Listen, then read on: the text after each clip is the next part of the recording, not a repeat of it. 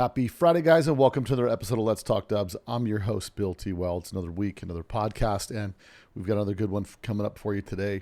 We're going to be talking about air-cooled research and technology that's gone into it by some of the enthusiasts in the hobby, most namely Jake Raby, who's probably done the most work at getting the maximizing the technological advances in air-cooled VWs. A lot of people just get what somebody else has, copy it, rebuild it, and just kind of assume that it works better. But Jake's the kind of guy that goes through the painstaking process to make sure that he has all the data to back it up. But before we get into that, don't forget to support those who support Let's Talk Dubs. VW Trends Magazine, back after a long hiatus. VW Trends Magazine, 4 issues a year, not the same old stuff. Subscribe today at vwtrendsmagazine.com. Also, Ross Wolf, high-quality aftermarket parts for you enthusiasts, built by enthusiasts. Some of the latest technology that they've brought to the table is the new Viton gasket sets.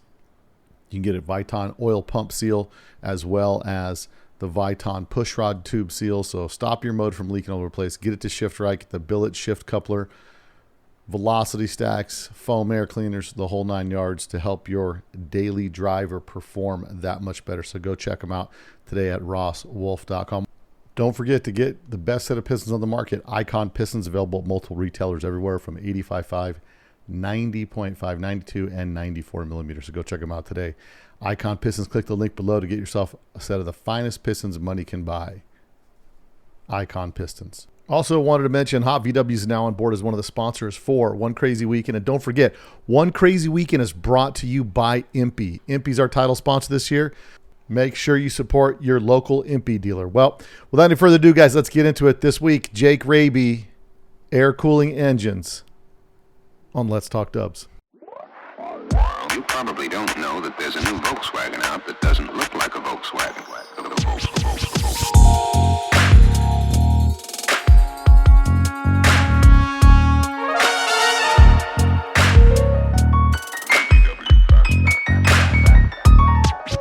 It's got everything that people who like the bug like. So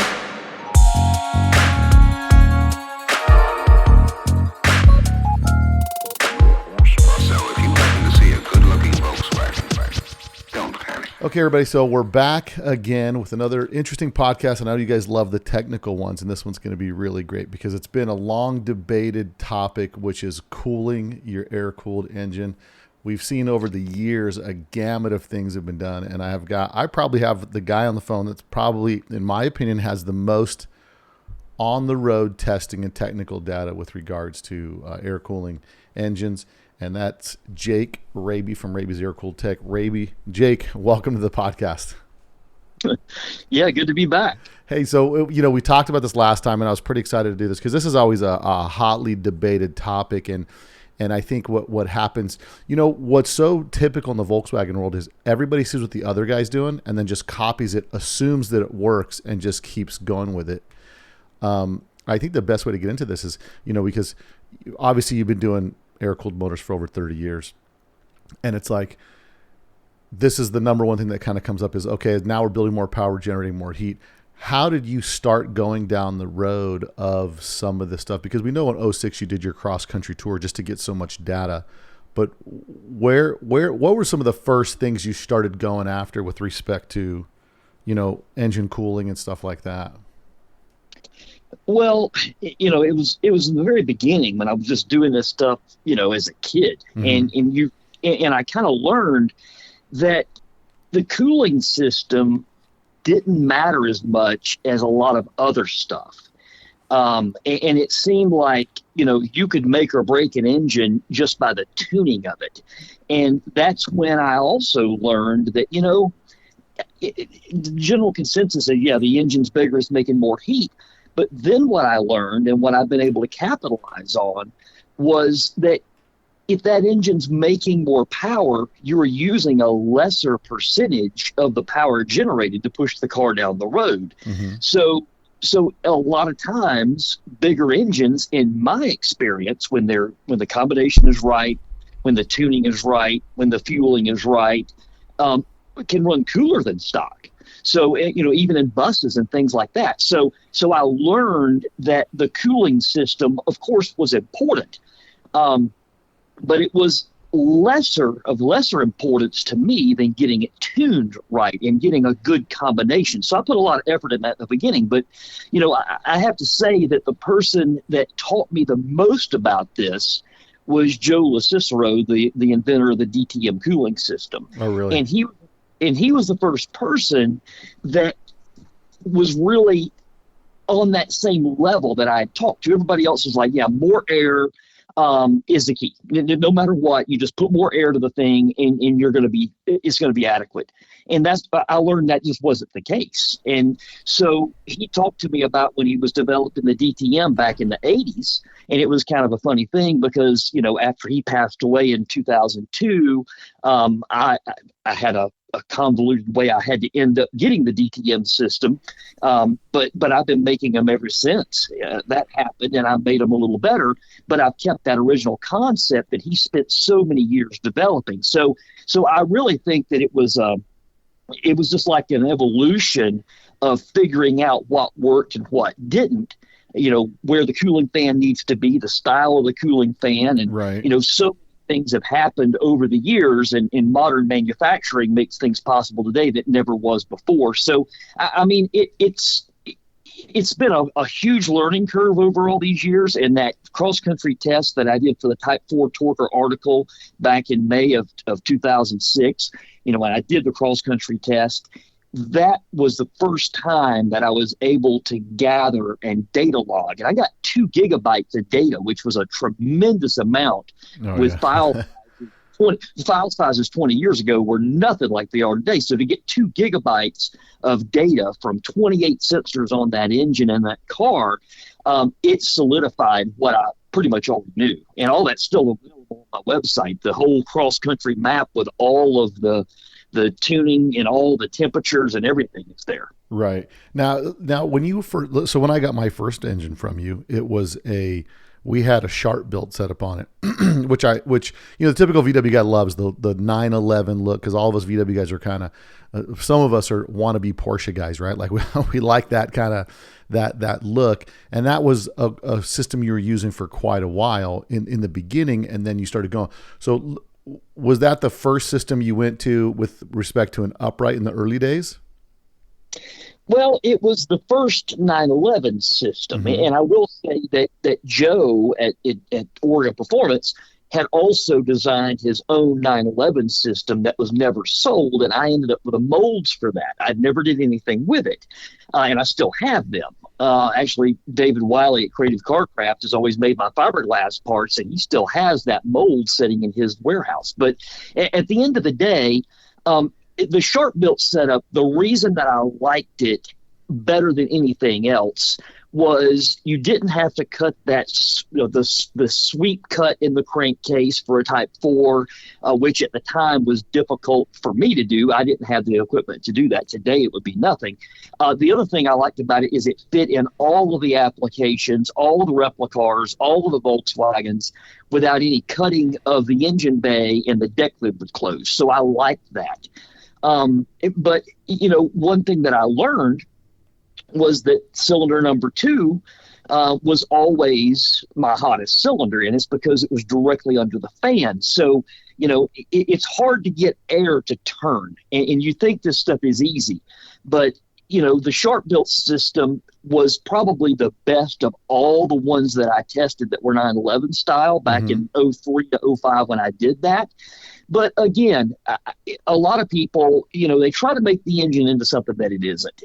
And these days, I try to make the engine into something that is just so vastly different, it doesn't look like anything else. I want it to be mine. But back in the day, it wasn't that way.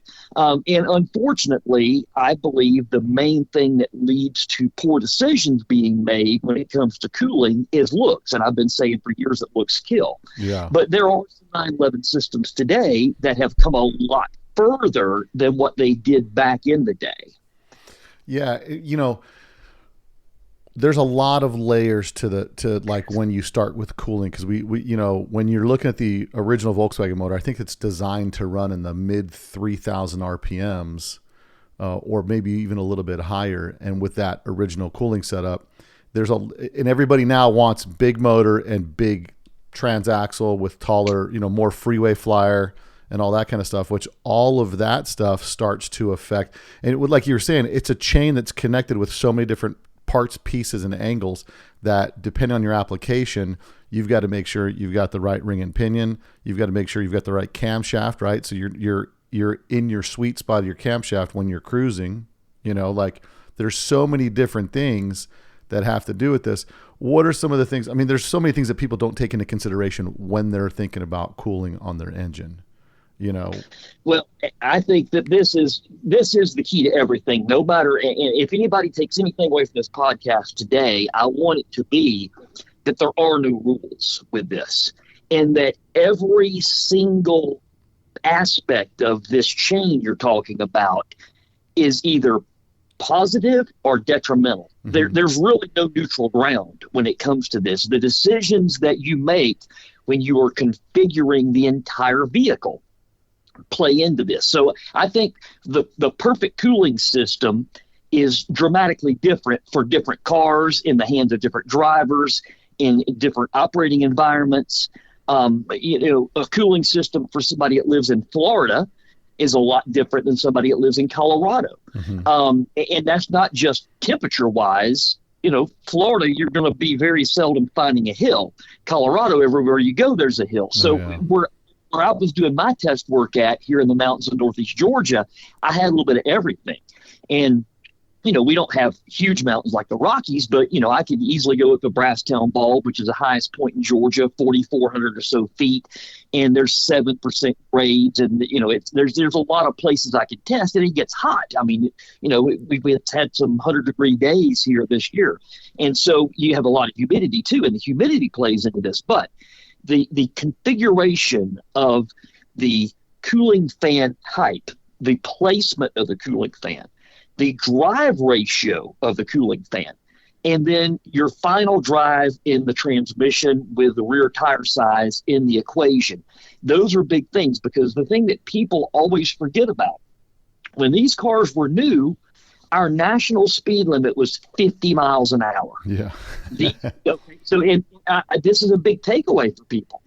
And, when I was talking to Joe LaCicero about this stuff, 25 years ago, he said that he had a Volkswagen shop when all the fuel changed from leaded fuel to unleaded fuel. Mm-hmm. And immediately he had stacks of dual port cylinder heads that were cracked. Stacks of them that never cracked on leaded fuel. So today, our speed limits, if you're not running 65 everywhere in this country, you're going to get ran over. If you're in Southern California, if you're not in traffic, this bumper to bumper, you better be running 90. You're going to get ran over. Right.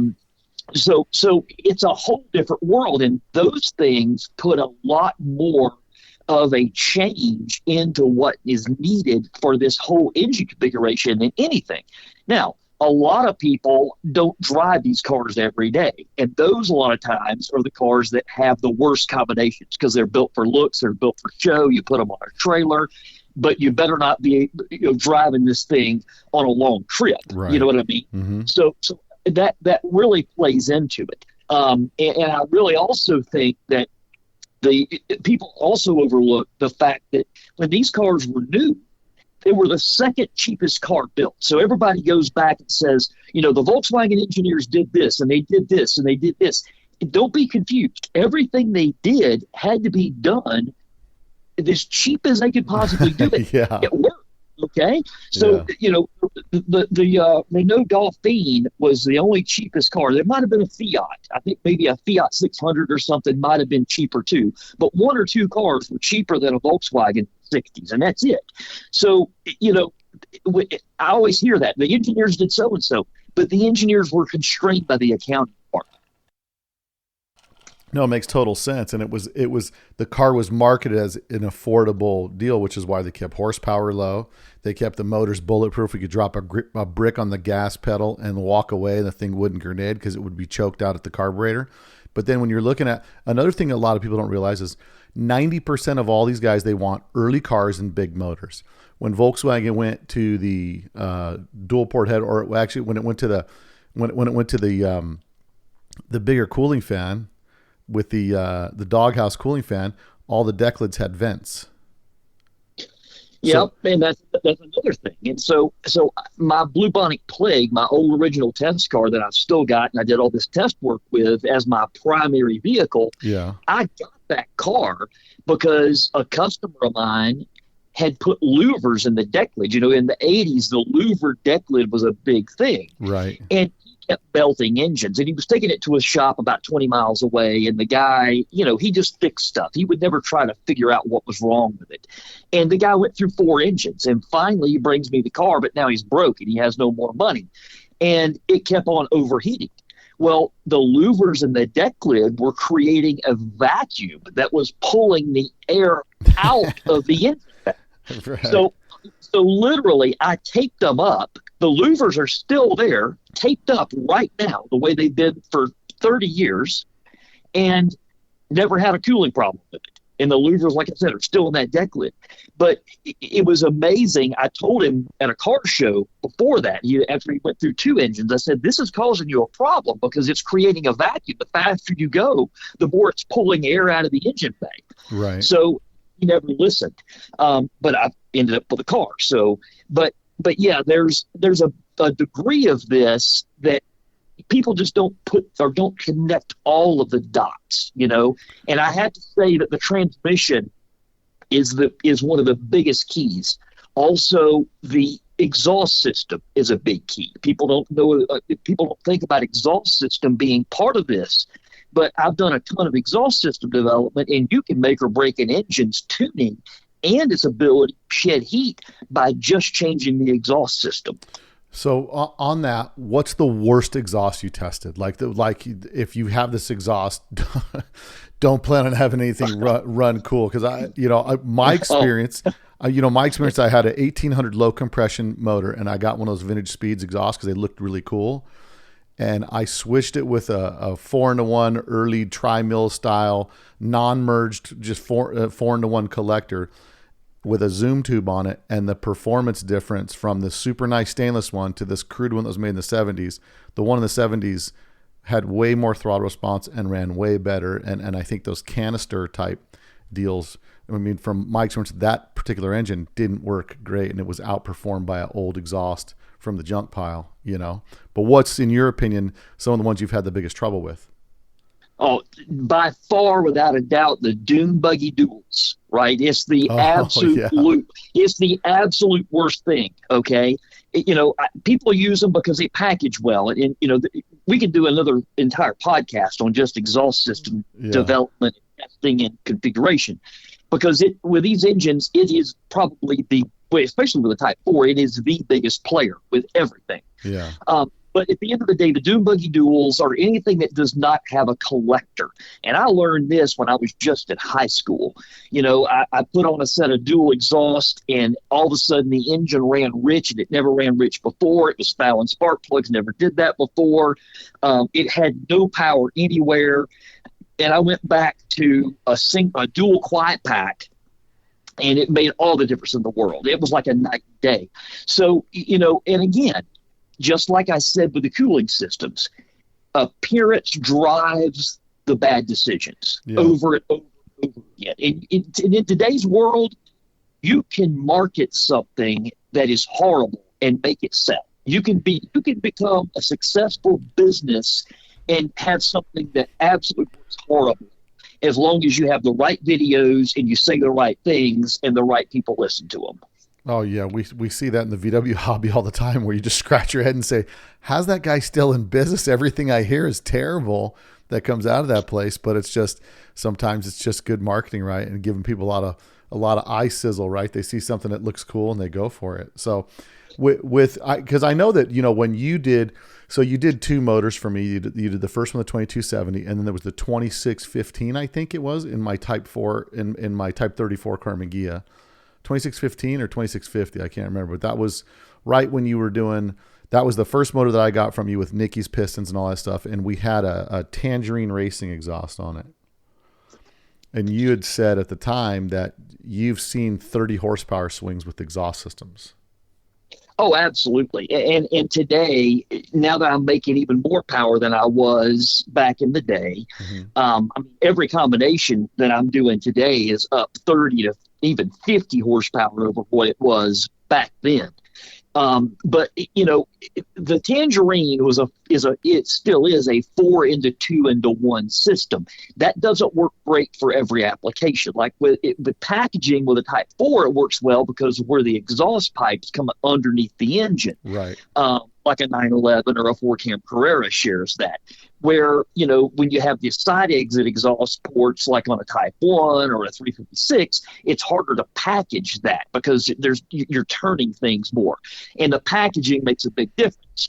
But, ultimately, if you want to build the best exhaust system, you build that exhaust system on an engine and then you build the car around it. You're never going to get the perfect exhaust system if you don't do it that way, because packaging the exhaust is everything. Again, we can have a whole podcast on just exhaust, but going back to what you said about what I call a back box, like you mentioned the vintage Speed and some of these other things. Canister style, yeah. Yeah, canister style. And the problem with that is you don't have a collector. Okay, my rule has always been the power is made with the primary length and the secondary length, obviously, not just, and you're not just talking about, equal length exhaust, because I see people say, well, this is equal length, but it's to make it equal length, they're compromising and making it have unequal bend radius to be able to get it to equal length. Well, if you have bend radius issues, then that, in my experience, throws more of a tuning curve at things than it being unequal length. But the collector is everything. What taper angle is that collector? How defined and long is that collector? Again, packaging comes into this. Mm-hmm. And that's why Tiger at A1 makes great exhaust systems, because he has great collectors. His collectors are awesome, and they always have been. And so I love Tiger's stuff, and I always have. And we started doing Type 4 exhaust with Tiger back in 2003, and he still sells them, and I still use some every now and then. Now I'm having to build my own exhaust, like I'm having to build everything else myself.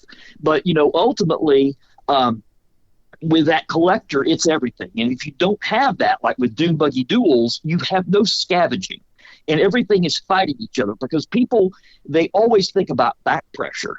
And they think about, a lot of things that don't matter. To me, exhaust development is sound wave control. If you can get those sound waves to do what they need to do, and you don't have restrictions, then you're going to be good. The problem with the back box, like you're talking about, the canister style, is you're just dumping everything into the canister. So not to say that you can't develop something that works very well, but the problem is that it is extremely difficult to do, because all of those changes are done inside the canister. Go look at any air-cooled 911 exhaust system back in the day that was for street cars. They were canister style. But as soon as you start looking at RSRs and track cars, what do? They run a pair of 3-into-1 collectors and straight out the back, because they're tuning it like 2 independent 3-cylinder engines. Yeah. And that's why that works. But with a 4-cylinder, it doesn't work that way, especially with a firing order of these engines, because you think about how the engine fires, right? Yeah. And so you're firing one on one bank, and then you fire two and then come back. So that the phasing of it doesn't work out as well as it does with the air-cooled 911. Mm-hmm. So getting back to cooling the engines, when you were doing, because you've done, besides the cross-country road trip, you did hours and hours of dyno testing to look at like air patterns, where air was cavitating inside, like you were saying on the DTM and on number 2 cylinder, because a lot of people, the impression most people get is you just shove air in and it's gonna find its way out. You know what I mean? And that's not always the case, because it's good, like water's going to go with the path of least resistance, right? So if it's too hard for that air to push up front, or like you said, it doesn't turn, it just pressurizes something. What with the dyno tuning and stuff like that, what were some of the most surprising things like that the average mechanic thinks this or tuner thinks this, but you found out that this works actually differently? Well, and the reason I use the dyno, okay, so everybody's like, you can't do this work on a dyno, and I concur with that. However, the dyno gave me a means of standardization to prove concepts back to back and then go learn more about those concepts on the street with different gearing, different drive ratios on the fan, different fans, and different systems. So ultimately, the dyno also gave me the ability to keep the room hot and keep it consistently hot. Like I wanted heat. I wanted to have that room where I could control the heat, and I was able to do that. But I have to say, when I was testing the Type 1 stuff for the Type 1 DTM, which is still sold today through the Type 4 store, that Joe came up with first before the Type 4, I have to say that I tested every stock Type 1 fan shroud that I could find. And the most surprising thing was the difference in the oil temperatures that I saw in relationship to the cylinder head temperature of the number one cylinder at the same time. So what you learn is over the years, the factory changed how they put oil or put air into the oil cooler cavity of the doghouse shroud. Okay. So with that, some fan shrouds have almost like a NACADUCT type of entry into that cavity. Other ones have a scoop that literally grabs the air. And then you start looking at these, and then all of a sudden, well, I was monitoring all 4 cylinders with 4 temperature sensors in different places of each cylinder and head. And now my oil temperatures are the best they've been, but my number one cylinder head temperature is up 50 degrees. Well, it's because they were literally robbing air in some of these cases from number one to give that air to the oil cooler cap. And they were literally doing this on the fly, because once you start comparing these shrouds, you see that they only used one of them for a year or two, and then they changed and they went back. And if you look at the Type 181 shroud, people think that shroud, the Thing shroud for the 73 Thing only here in the U.S., they think it's good just because it doesn't have the heater outlets on it. But that shroud always gave the lowest oil temperature and kept the number one cylinder the coolest of all the shrouds because of how it fed the air into that oil cooler, plenum on the back of the doghouse shroud. The internal ducting, you're saying?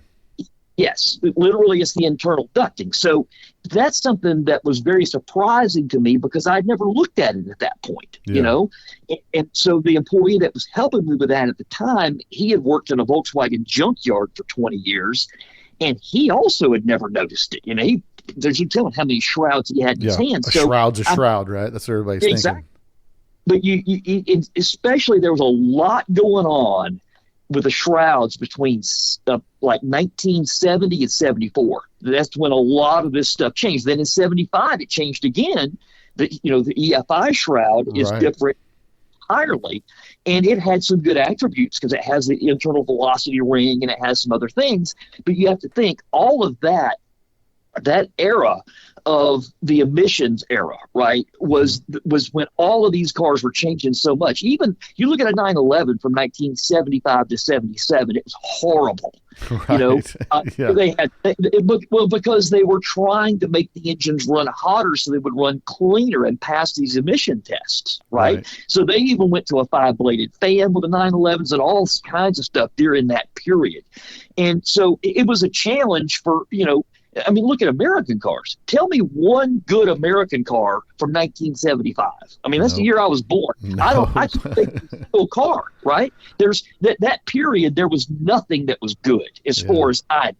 So, but that, I think that was my biggest takeaway, was that you could change that much. And then also I was disappointed in this. I tested the VW GOL system, the GOL. I bought one. Yeah.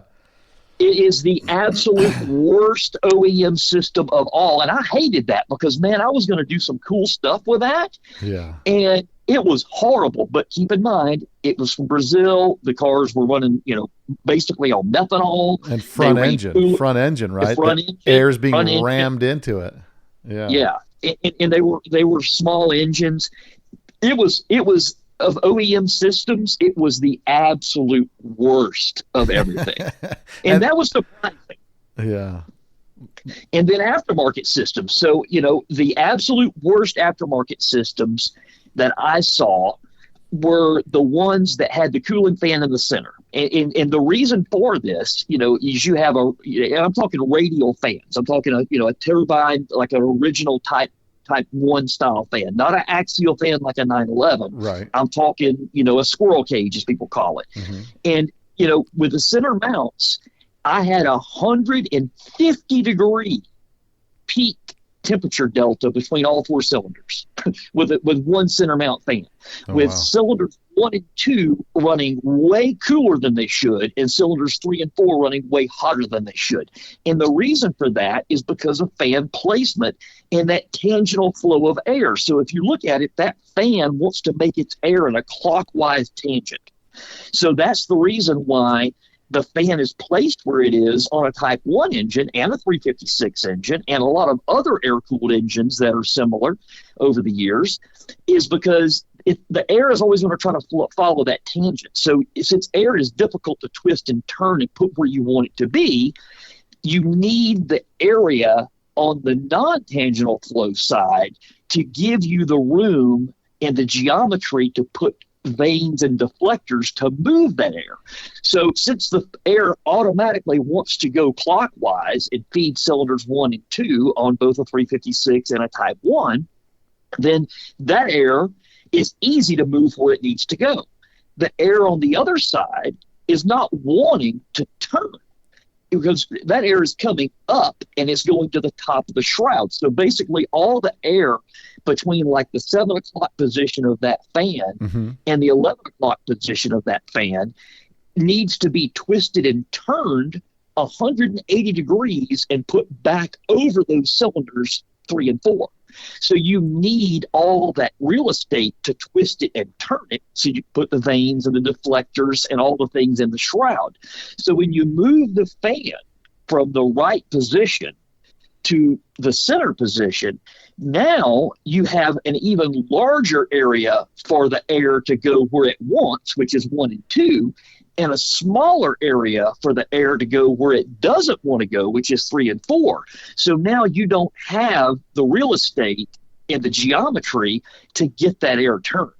So and then they make them like a triangle in those cases, and that reduces the amount of area even more. Right. So that's why of the aftermarket stuff, the absolute worst, and it goes back to the dune buggy thing, just like the dune buggy duals, is that center mounted thing that you see on all the buggies, right?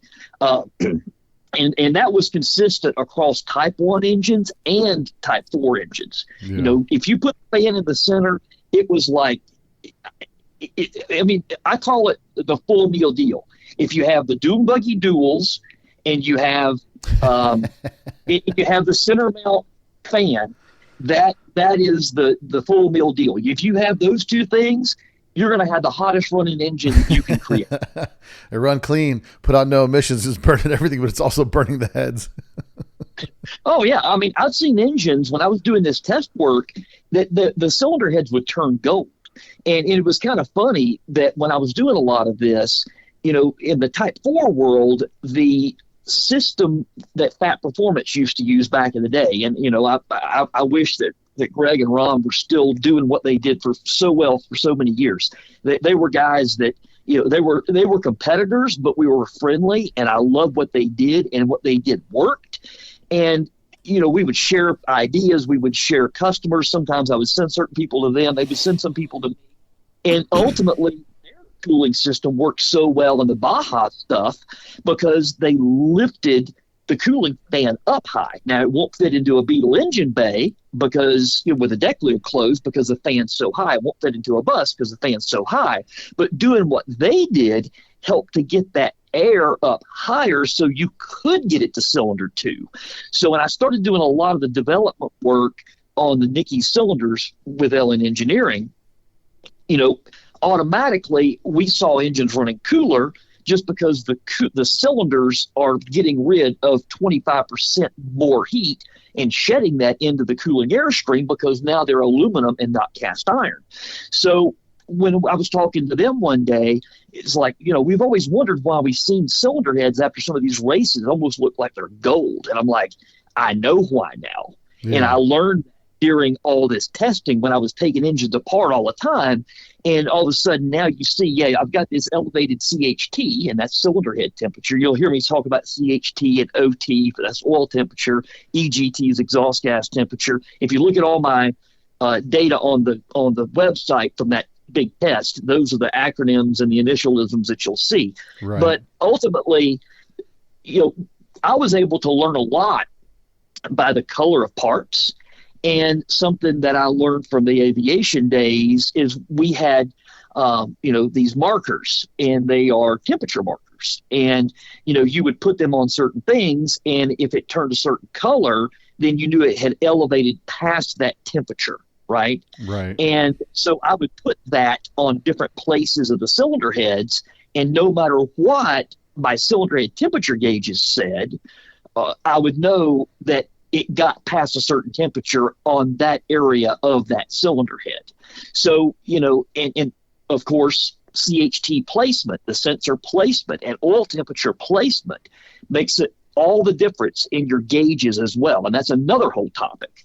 But yeah, it's you never stop learning this, and even today, it always changes. And that's why, people that are doing the same thing they've been doing for 40 or 50 years, don't brag about that anymore, guys. Like I've been doing this for 37 years, and I never brag about that, because what that does is it puts me in a category where I'm saying I'm not learning anything anymore. I think I know everything. I've done all this, and I'm too ignorant to realize that everything around me has changed except for me. So you have to constantly remember that every year the fuel is changing. Okay? Yeah. And now, literally this year, right now, we have the worst fuel we've had because, this war and all this stuff, they kept a lot of winter blend fuels. They've kept a lot of stuff different. We've got higher ethanol than we've had. And I'm actually of the school of thought, I actually like ethanol. Really? Those people don't. I like it. The people that have problems with ethanol fuel are the people that don't drive their cars. If you drive a car and you're able to take advantage of the modern fuel through different engine combinations, elevated, compression ratios, and things like that, along with altered fueling and altered timing, right, to meet what that fuel is, you can take advantage of it, and you can create an engine that runs cooler than it used to. But it's because you're paying attention to the surroundings around you, just like you're paying attention to the fact that the national speed limit isn't 50 miles an hour anymore, right? Yeah. So I want to build an engine that can run 65 or 70 or 80 all the time. I want to build an engine that can run on modern fuel, so you don't have to go looking around for different fuel stations. Well, but there's also different octanes, from East Coast to West Coast, Well, even another thing that I learned doing my cross-country test, you get way up in elevation. The highest octane we could get around the Continental Divide at that time was 85 octane. And people don't realize why. They're like, I want to put 93 in it. No, it won't burn. You don't have the oxygen content, right? So they alter the octane rating so you can actually get the combustion to work properly with the amount of oxygen content you have. So, if you have a car running on 93 octane at high elevation where you have thin air, it's going to run more poorly than an engine that has lower octane at that elevation. But then as soon as you go back down to sea level, now it changes. And I really learned a lot about that when I used to ship a lot of cars to my location here in Georgia from California. I would keep the California fuel in them sometimes, and I would dyno them on my chassis dyno with that fuel, and then I would put my fuel in it, and it would completely change. But then I had to sometimes put their fuel back in it because they were going to be running California fuel in California. So I couldn't make it run as good as I could here on my fuel. It needed to run for what they had. And there's a huge difference in fuels. And the fuel alone is the thing we can't control, right? And I even got a permit in 2009 to make my own fuel. Of course you did. Yeah. Of course you did. Yeah. Well, the reason why, my wife was doing land speed racing at the time, and I was like, you know what? I want to not just set the records. She still has 5 records that she set in a 996. But I said, I want to grow the corn. I want to grow the sugar. I want to build the still. I want to make the fuel that we go set the record on. And I was going to do it, and then a lot of stuff exploded in the water cooled Porsche world with some inventions that I had that saved a whole bunch of cars. So ultimately, I never did it. But I still have the permit. I can still make the fuel. I can still build the distillery to do it. But I was going to make my own E85, basically, is what I was going to do, or just make pure methanol.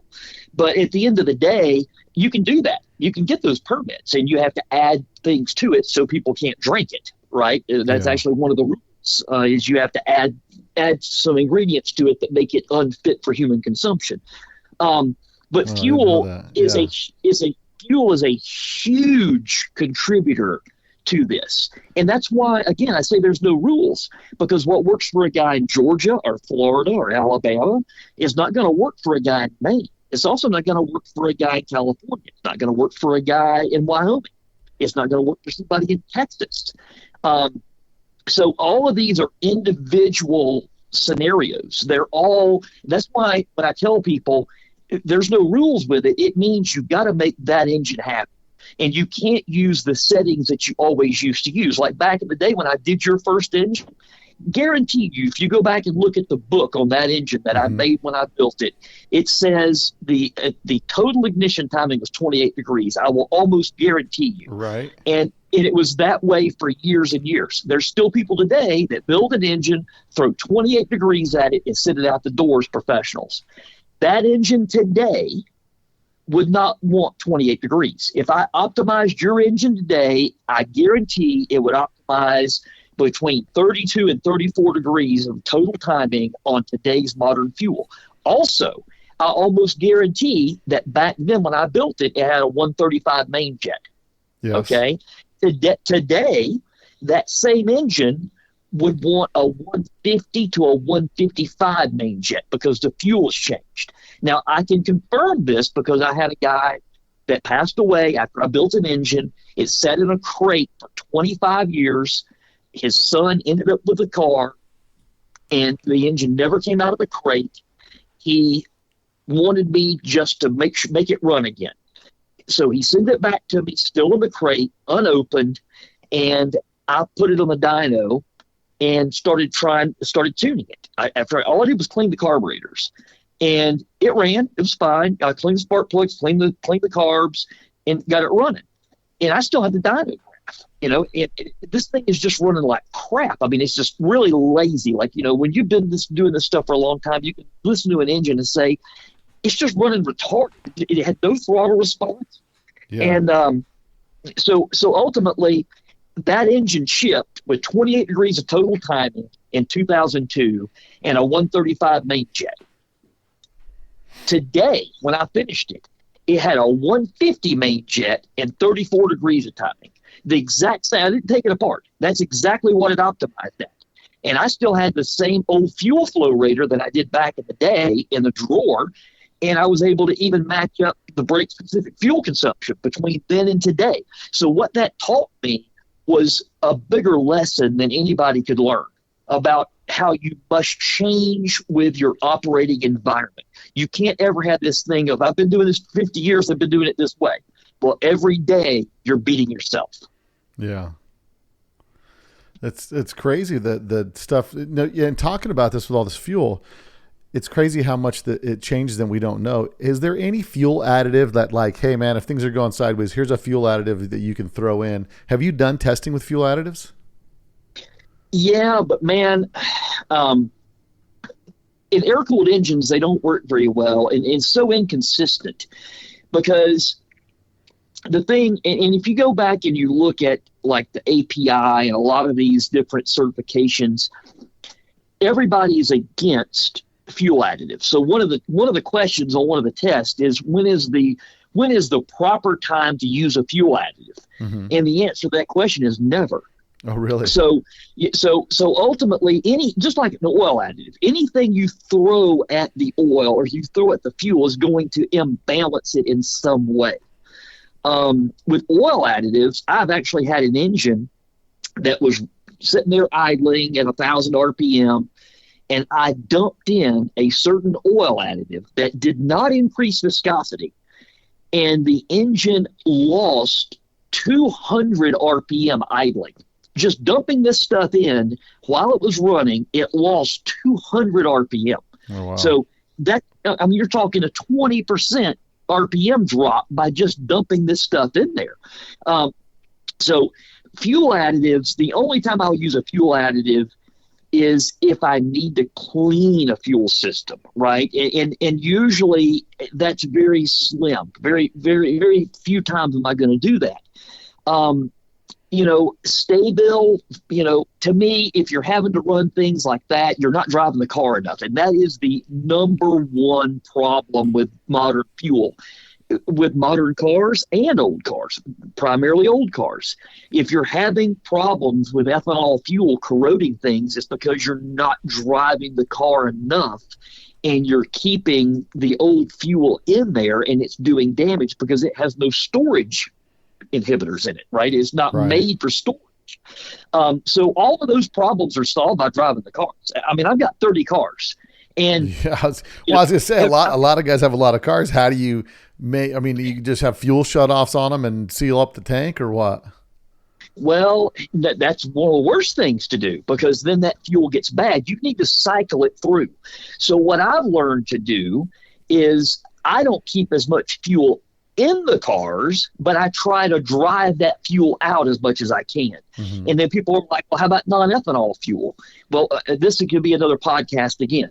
And I could tell you a story about how 13 of my cars had the same exact thing happen to them when I put them on non-ethanol fuel after running them for years on ethanol fuel, and how detrimental that was at the point of changeover and transition from ethanol to non-ethanol. But that would lead us down a really deep rabbit hole that we need to do another day. Yeah. Okay. But ultimately, if you're having those problems, you're telling yourself, I need to drive this car more. And so like with me, I've learned that, and this is a catch-22, because if you keep less fuel in the tank can rust. Okay. But I keep enough fuel in these cars that I can drive them. And I drive a different car every week. Okay. So, and I don't drive very far. I mean, we're way out in the country and I go to town a couple of times a week, but a lot of times I'll just go drive around and put some miles on cars. But I have everything from my 1944 Type 82 Kubelwagen to World War II Jeeps. I've got tracked vehicles. Ultimately, if you want a vehicle that doesn't suffer from fuel system problems from storage by a diesel, because it stores extremely well as long as you keep the water out of it. But ultimately, the problem with air-cooled Volkswagens is the cars don't get exercised enough. And I do a lot of work with Miles Collier and the Revs Institute. I've got several engines in Mr. Collier's cars. And when you see what they've done at Revs, that museum isn't a museum. That museum is an archival of automotive research. So they have a protocol, like a lot of other museums do, but I think Revs leads with this, where cars are routinely taken out and they are routinely, actively, competitively raced, like 917s, 908s, 910s, okay, even 4-cam cars, RSKs, and they also are exercised. They run them around the airport down at Naples, and they have an exercise regimen for these cars. So every X amount of months, a car comes out of the gallery. It gets serviced, it gets driven, it gets taken to an event, it gets taken on a rally, whatever. It comes back, it gets serviced again, it gets preserved again, it goes back in the gallery, and they have a huge rotation of this. And they have a whole crew doing this for these priceless vehicles. Sure. But if you don't do that, those cars will go to hell. I mean, you've got to exercise them. And I think that is the biggest key. And also from a cooling system perspective, cars sit around, okay? in the wintertime, a lot of times in the Northeast or here in the South or wherever, rodents will like to find their way into a cooling system, and they will go in and build a nest, and then you end up melting the engine. I can't tell you how many cars came to me back in the day, and they overheated because of a rat's nest. Yeah. No, it's funny. It even happens out here in Vegas. I had my truck stored on my lot next door for like 2 months, and all of a sudden and we don't even have stuff like that out here, but it started to get like some field mouse found a spot in my engine compartment, just started storing stuff there. And it was just crazy because I'd never seen it out here. I mean, out there, you guys got all kinds of critters, but out here, we don't see much of that stuff. But it happened out here, when it gets cold, they search for heat somewhere, and, I remember, a lot of times in my bus one time, I was leaving a VW meet one night, and I'd put one of those red oil rags in my engine bay like an idiot. Didn't even think about it. And I launched out of there, just stomped the throttle, and I heard, "Poof," and it just sucked up that red rag and shredded that thing into a million pieces. And, it's like stuff like that has happened to all kinds of people. They put a rag inside there to check the oil or whatever, and they're not even thinking about how much velocity that air pulls. That fan pulls a lot of velocity.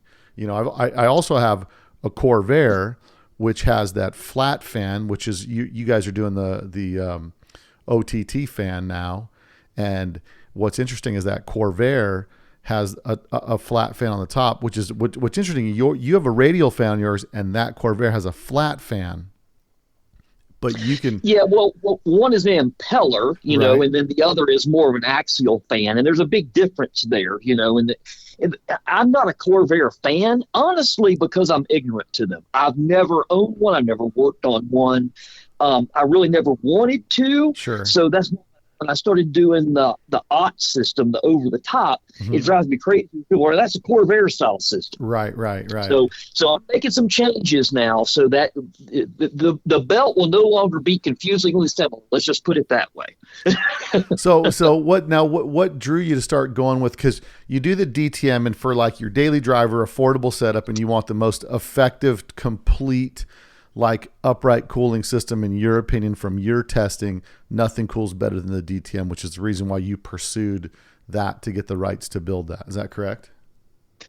Yeah. And I did it for several reasons. One, because Joe LaCicero was a great mentor of mine. I would sit on the phone and talk to this man sometimes for 4 or 5 hours in a day. And he was such a wealth of direct knowledge. I mean, he helped me through some things that I just couldn't figure out with some crazy stuff. And, when he told me all the stuff he did to build those systems, he built every piece of that. He made the alternator stands, and I still have the original molds for those. He made all the molds for the actual shrouds, and I still have all those. David has those at Creative Carcraft, where he makes the fiberglass parts for me. To see something like that, which was a one-man effort, and you make your own cooling system, and you develop this thing and do it the way he did it. And, his son Mike came up with a Mikey 5 transmission the same way. And actually, I bought the Mikey 5 stuff and still have that. Oh, really? For the for the 5-speed. Hold on. That was his son that did the Mikey 5-speed? Yeah. Mike LaCicero. Yeah. Oh, that's crazy. Because I remember seeing that ad. It was like a flash. It was in and out of the VW magazine somewhere in the mid-'80s. And I was like, I wonder whatever happened to those Mikey's 5-speeds, because you would see that advertised all the time. Well, I have the rights to that. I have the original manuals to build it all, and I have all the jigs and all the tools that I've had since 2010, and I've never done anything with it. So, because I'm not a gearbox guy, I bought it because it was part of that whole Oregon Performance LaCicero type thing, and I knew that it was good. But at the end of the day, the reason I like the DTM is packaging and simplicity. And it works. So if I can drive from here 3,350 miles at an average speed data log to 74 miles an hour, try that. Try averaging 74 miles an hour. Fast. Data log. And so that was with the GPS data log, average 74 from here to Sacramento. We went 3,400 miles. We did not take the short route.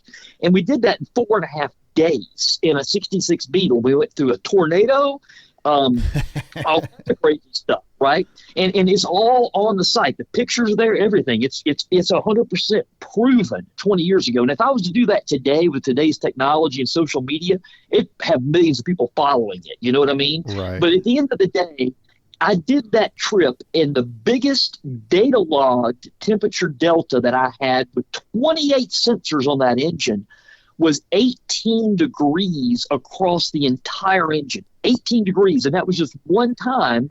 You'll see in Nowhere, Nevada. If you're looking that up, the trek was Nowhere, Nevada. I was running over 90 for an hour. Oh, really? And so that was the highest temperatures that I had. They were still under 400 degrees on the CHTs, but that delta was the key. So, the problem with cooling that people don't think about, they're thinking overall temperature. Mm-hmm. And you can have an engine that is running extremely hot on one cylinder and the other ones be fine. And you don't know it because where you've got the sensors. And sensor location is a major problem. I see people putting sensors in areas that are easy to put a sensor, and that is the place that you don't need it to be. They put it like in a Type 4, they put it where the factory CHT sensor is. They're like, oh, that's great. The factory put it there for the EFI system. That's where they wanted it. But they put it there for a reason. They put it there so it wouldn't get so hot that it melted that sensor back in the day. They also put it there so it would be a part of the head that stayed hotter longer after you shut the engine off. It wasn't out in a cooling fin. So when you pull up at a gas station and you shut the engine off and you're inside for 10 minutes or something, you come back out, the car doesn't start up on cold start because the sensor's still hot. Okay, mm-hmm. So there's a reason why the factory put that sensor there, and there's a bigger reason about why you should never put a monitoring sensor there. The same thing goes on a Type 1 that had, like EFI heads that had the sensor location in them as well. So in all my testing, nobody wants to hear this because it's the biggest pain in the ass place to put the sensor. Yeah. Under the spark plug or nowhere else. If you don't have that sensor under the spark plug, you're not going to get the right data. I have at one time put 16 sensors on one pair of cylinder heads on one side of an engine at a time. And the difference in those 16 sensors could be over 100 degrees at the same time based on where that sensor was. So even on the cylinders, we even made Nicky's cylinders that had bungs in the cylinder, so I could put my sensors on the cylinder to see what the cylinder was doing. Nobody ever done that before. Yeah. Now, pictures I sent you this morning of that Air-cooled 911 engine that I'm building. Yeah. Look at the top of the cylinders; it has that bung, right? So, and that's just because we made them that way. But ultimately, there's more to this. When you really go down deep in the rabbit hole and you start learning, it can take over your world, right? I mean, there was days where I would send one of my employees, who still works for me, I wouldn't leave the shop for 2 weeks at a time. I live 50 yards away. I wouldn't even leave to go buy groceries. I would give her a list and say, go get my groceries, Yeah. I mean, literally, I was doing this stuff night and day because you get so far into it, and then it all starts adding up. And then as it adds up, it gives you ideas, and you throw variables at it. I mean, I ran hundreds of gallons of gasoline through those engines. I think that I did the math on it, and I put 500 gallons of fuel through the dyno in 3 months. Wow. That's so. I mean, there's so much that goes into testing these things, and one of the questions that I have, because the biggest, like you mentioned it earlier, the biggest difference between Type 1 and Type 4 heads is the exhaust port comes out of the bottom. In your opinion, why did VW do that?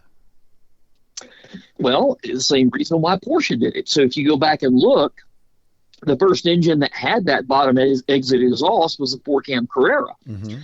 And then every air-cooled 911, starting at the very beginning of the Metzger days, had the exhaust on the bottom.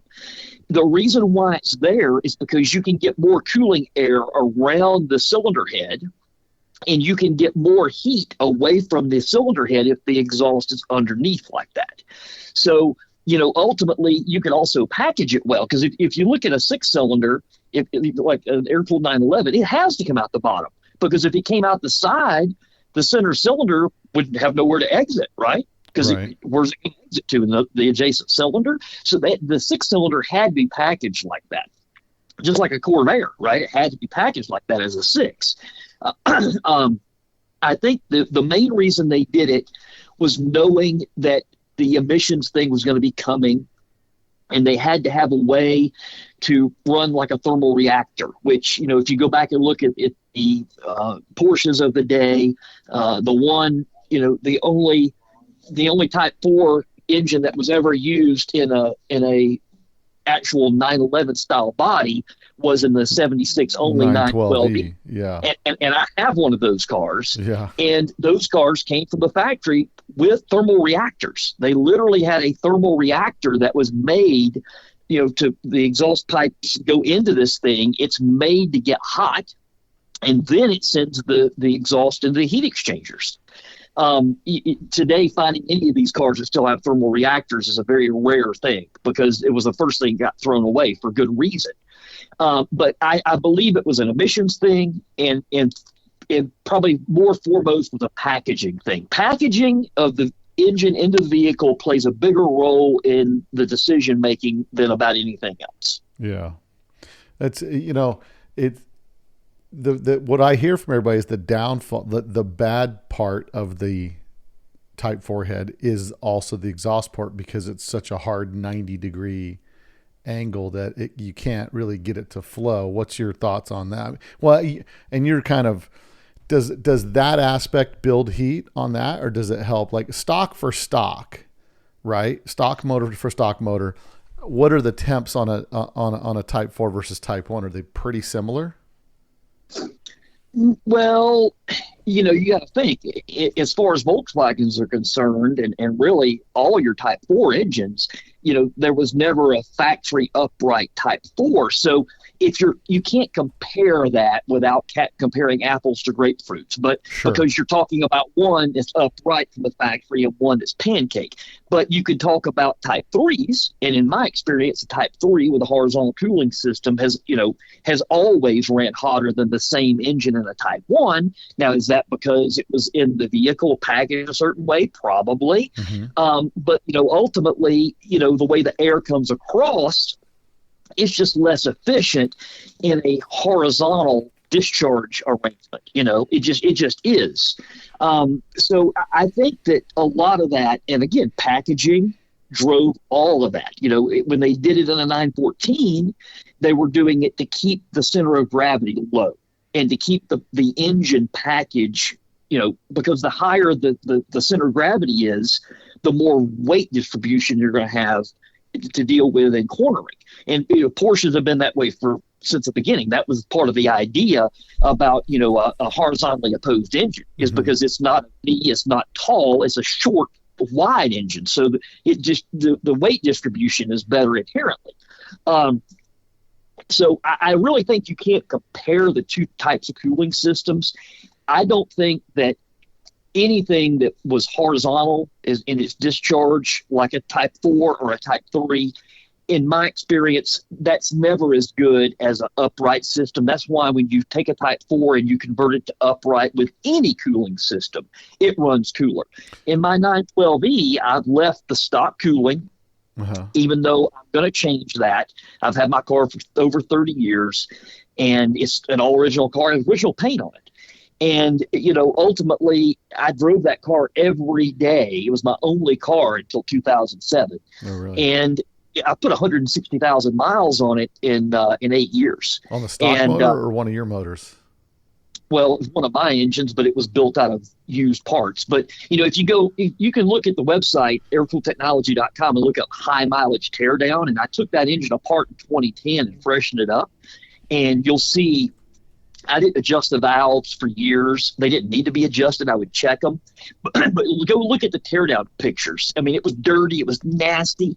But, it barely leaked any oil. But I drove it every day, and I didn't take care of it. I abused it. I neglected it. If it blew up, I didn't care. I mean, it was built out of used parts I couldn't sell to anybody. But ultimately, I learned running a Westac CHT gauge in that car, in the position of the factory clock, which always breaks in a 912 of that era, or 911. Yeah.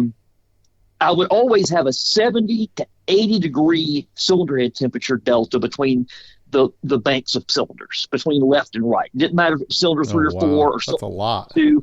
And it's that way all the time. And buses, Volkswagen buses, are the same way.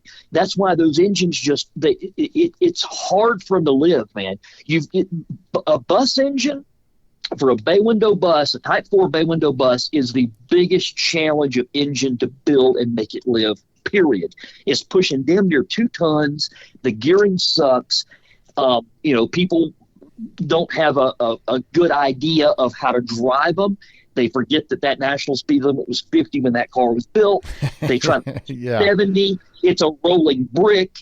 It doesn't have aero. And then the tuning is off, and they've got some crappy carburetor on it, and they just melt because of that.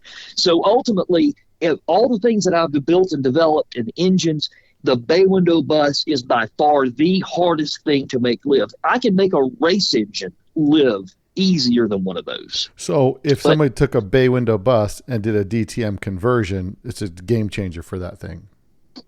Yeah, and back in the day, I had a system for that, but it doesn't fit well. You've got too many challenges. My version 2 of the DTM will fit underneath the engine bay or underneath the rear hatch area there and not hit anything, but the original version 1 would not. I talked to Joe about this back in the day, and he's like, look, anything you do with a bay window bus is just you're asking for trouble, because there's so many things that play into it. Mainly, people throw the dog and all this stuff in there and go camping, and it's overly loaded. These engines, when you get an engine thermally overloaded, I don't care what cooling system it has on it. If you've got cast iron cylinders and if you've got bad tuning and you've got all these things, you can throw the biggest cooling system in the world on it, and it's not going to cool. And the other thing that you learn is once you've reached that point where the engine is thermally overloaded and it's heat soaked, you're not cooling it. Okay. And so at that point, once you get the heat soak, and anybody that's got gauges in their vehicle, you'll realize once your oil gets hot, you won't cool it down. Right. Like once it gets past 225, 230, according to the oil, obviously, some oils, modern oils, are made to run really hot. And they like to do that. As long as you maintain pressure, you're fine. But, ultimately, once that oil gets to a certain temperature, you're not going to cool it down till you shut the engine off. So one of the problems that I've seen with people that have high cylinder head temperatures is another key. So what cracks cylinder heads is, you're driving down the road, you forget that the national speed limit was 50 when your vehicle was built, and you don't have it tuned properly, or you have a crappy cooling system, or you have a crappy exhaust system, or you have the full mill deal where everything is wrong, and you finally realize, oh, this thing's hot because now it's starting to spark knock and ping and, it's losing power. So, they'll pull over on the side of the road and let it idle. Well, as soon as you do that, now you've taken all the load away, and you're not building any more heat. And now you're forcing air over the cylinders, and the engine cools down too quick. So that's one of the things that causes things to crack, is because now you have this big spike where it was so hot with load and all this. Now you pull over and let it idle. Now you cool it down too quick. Now, of course, there's variabilities in this about ambient temperatures and things like that. But ultimately, if you pull over and you shut it off, then it's actually going to get a little bit hotter for a few minutes right when you first shut it off. And I've seen this with gauges. You shut the engine off, the head temperatures actually go up a little bit, but then they will slowly come down and they will slowly normalize. Mm-hmm.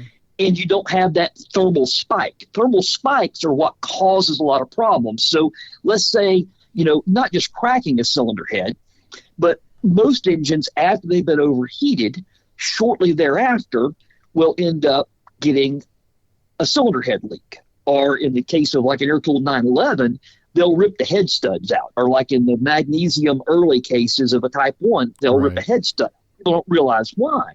So you have these situations where these thermal spikes lead to that. So and sometimes with air-cooled 911s, they'll break head studs That's actually a Wow. problem. Like 3 liters and 2.7s, they break headstones. They'll snap off. Some of them are worse than others. Yeah. But the overheating thing is not something limited just to Volkswagens, but it's more noticeable with Volkswagens because generally people are throwing things at them that aren't proven. The aftermarket world is one of the worst in the Volkswagen world. If it bolts on, it sells. If it looks good, it sells. And that goes back to, let's talk about the super cool tins. Okay, that's a big thing, right? Yeah. So those are Type 3 cooling tins, and I tested those. And, the Type 4 engine used them, and so did the Type 3, where they're a full encompassing cylinder tin that goes under the cylinder. And back in the 80s, the rumor has it that a retailer back in the day, and this came from somebody that's been in the Volkswagen industry for over 50 years, told me this, and he was in a higher echelon of administration in a bigger company. Let's put it that way. Yeah. And he told me that a certain vendor that was well known in the 80s and early 90s ended up with like a whole truckload of Type 3 under cylinder tin from Volkswagen. Right. And basically came up with, okay, this is super cool tin, and it makes your engine run cooler. And therefore, he sold a whole truckload of it and made a buku of money off of it, right? Mm-hmm. So ultimately, that's where the concept came from. That may be a wives' tale, but I'll tell you now that in most applications, if you run that cylinder tin in an upright fan application, you're going to end up with too much pressure in the cooling system, and the air doesn't go where it needs to, because those tins were made to help the air go where the factory wanted it to go, with a horizontal fan discharge, like in a Type 1 or a Type 3 or a Type 4. Right. Well, I just want to clarify for people that are listening to this, that super cool tin that Jake's talking about is the bottom side half of the cylinder tin that they use on Type 3s. But in a lot of earlier performance books, they're shown like, oh, these are the tins that you need to get well-rounded cooling around there. And it never registered me they were called super cool tins until I just Googled them right now. And I'm looking at it thinking like, oh yeah, I remember reading books where it's like, make sure you get these tins to make your engines run better. You know what I mean? And you're saying they actually work in opposition by baffling the fuel or the cooling system by creating too much back pressure. Well, I will say the only thing that stays the same with this comment is everything constantly changes, right? So there may be a very small, narrow set of applications where they work better. I think where they would really work well, and where I've used them before, is in low-speed buggies, like mountain buggies, where you don't have a lot of engine RPM, you don't have a lot of cooling fan RPM, but you have a lot of load because you're running big tires. I actually made them work in some of those applications better than the standard tins, okay? Last year, I built an engine for Eric Goodman, the president of the Vintage Volkswagen Club, okay, for his thing, and I put those on it. Now, the only reason that I did it was because I know how he drives that car, and I know where he drives that car at. Yeah. And the reason why is because he's like on the PCH, he's going slow, this and that. A lot of times that leads to me making a decision about what I'm going to do. That was the first time I've used those things in probably 20 years, okay? But it worked out well, and that thing, he can drive it for 2 hours and it'll still lay his hand on the dipstick. It runs cool with him. But that was a very small window where I would apply those. When I've used them on Type 4s, every now and then, still today, with my upright cooling with a DTM, or even with an OTT system, I will sometimes use them. One of the things that plays into that is what's the gear ratio is going to be. Like, is this guy want to run this thing at a certain speed?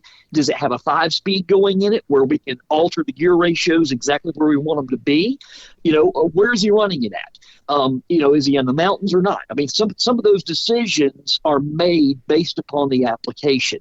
But generally speaking, you're going to have a situation where the engine is going to run more imbalanced temperatures from left to right if you're running those.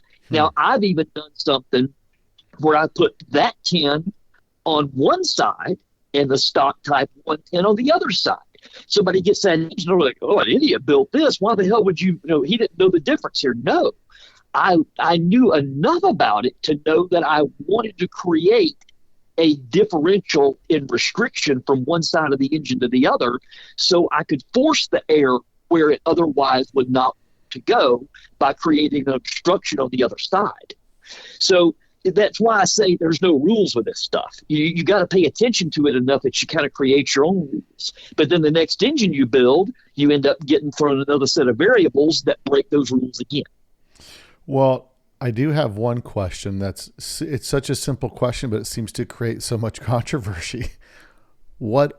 How much does oil affect how cool the engine runs? Well, that's a good one. Okay. So before I answer that, I want to throw something out there. Sure.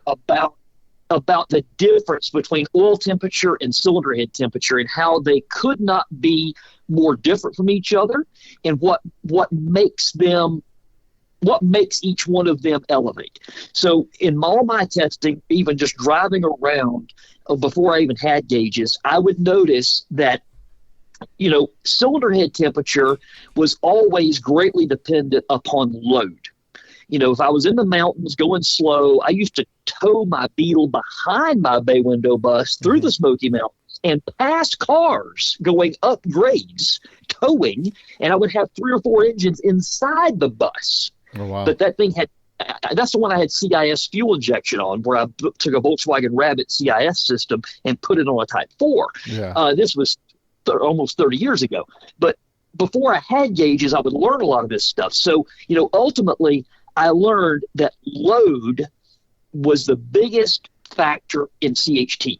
Like literally, you could go up a hill, like a 4, 5, 6% grade.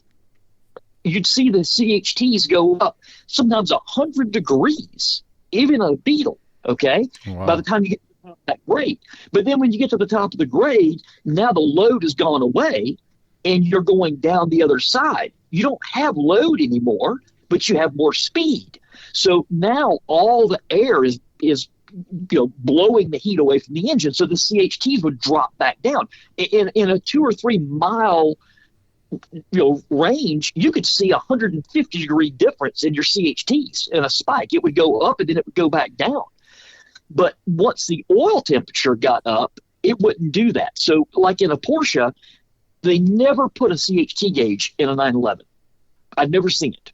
They would put an oil temperature gauge. And the reason why is because the oil temperature is gradually changing, right? So it doesn't have those spikes. If you put a CHT gauge in one of those cars, the driver would be scared to death because you would see that gauge going up and down. And even today, look on the Samba, look at these places. People are worried about it because they're watching the gauge all the time.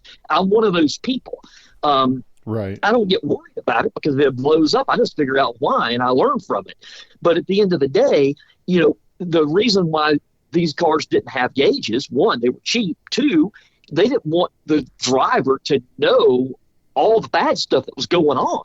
Yeah. Even today with modern Porsches, the gauges are all fake, right? You end up getting data from the CAN bus and it says, well, the coolant temperature is 220 degrees on this thing directly from the sensor on the coolant side of things, but the gauge tells you the car's running 175 because they don't want to alarm anybody. But once it overheats, then the gauge just pegs. It's either perfect or it's overheated. There's no yeah, it's on or off. Yeah. Yeah. So the load played the biggest key in the CHTs along with gearing. Okay. Right. Because the higher the gearing, the more load is placed on the engine going up that grade because the gearbox is leverage. It's mechanical advantage. So then you have the oil temperatures. So with the oil temperature, the main thing that plays into oil temperatures is ambient temperatures because ultimately with me, I don't see a big difference in CHTs in head temperatures on a 70-degree day versus a 90-degree day. I don't really see it.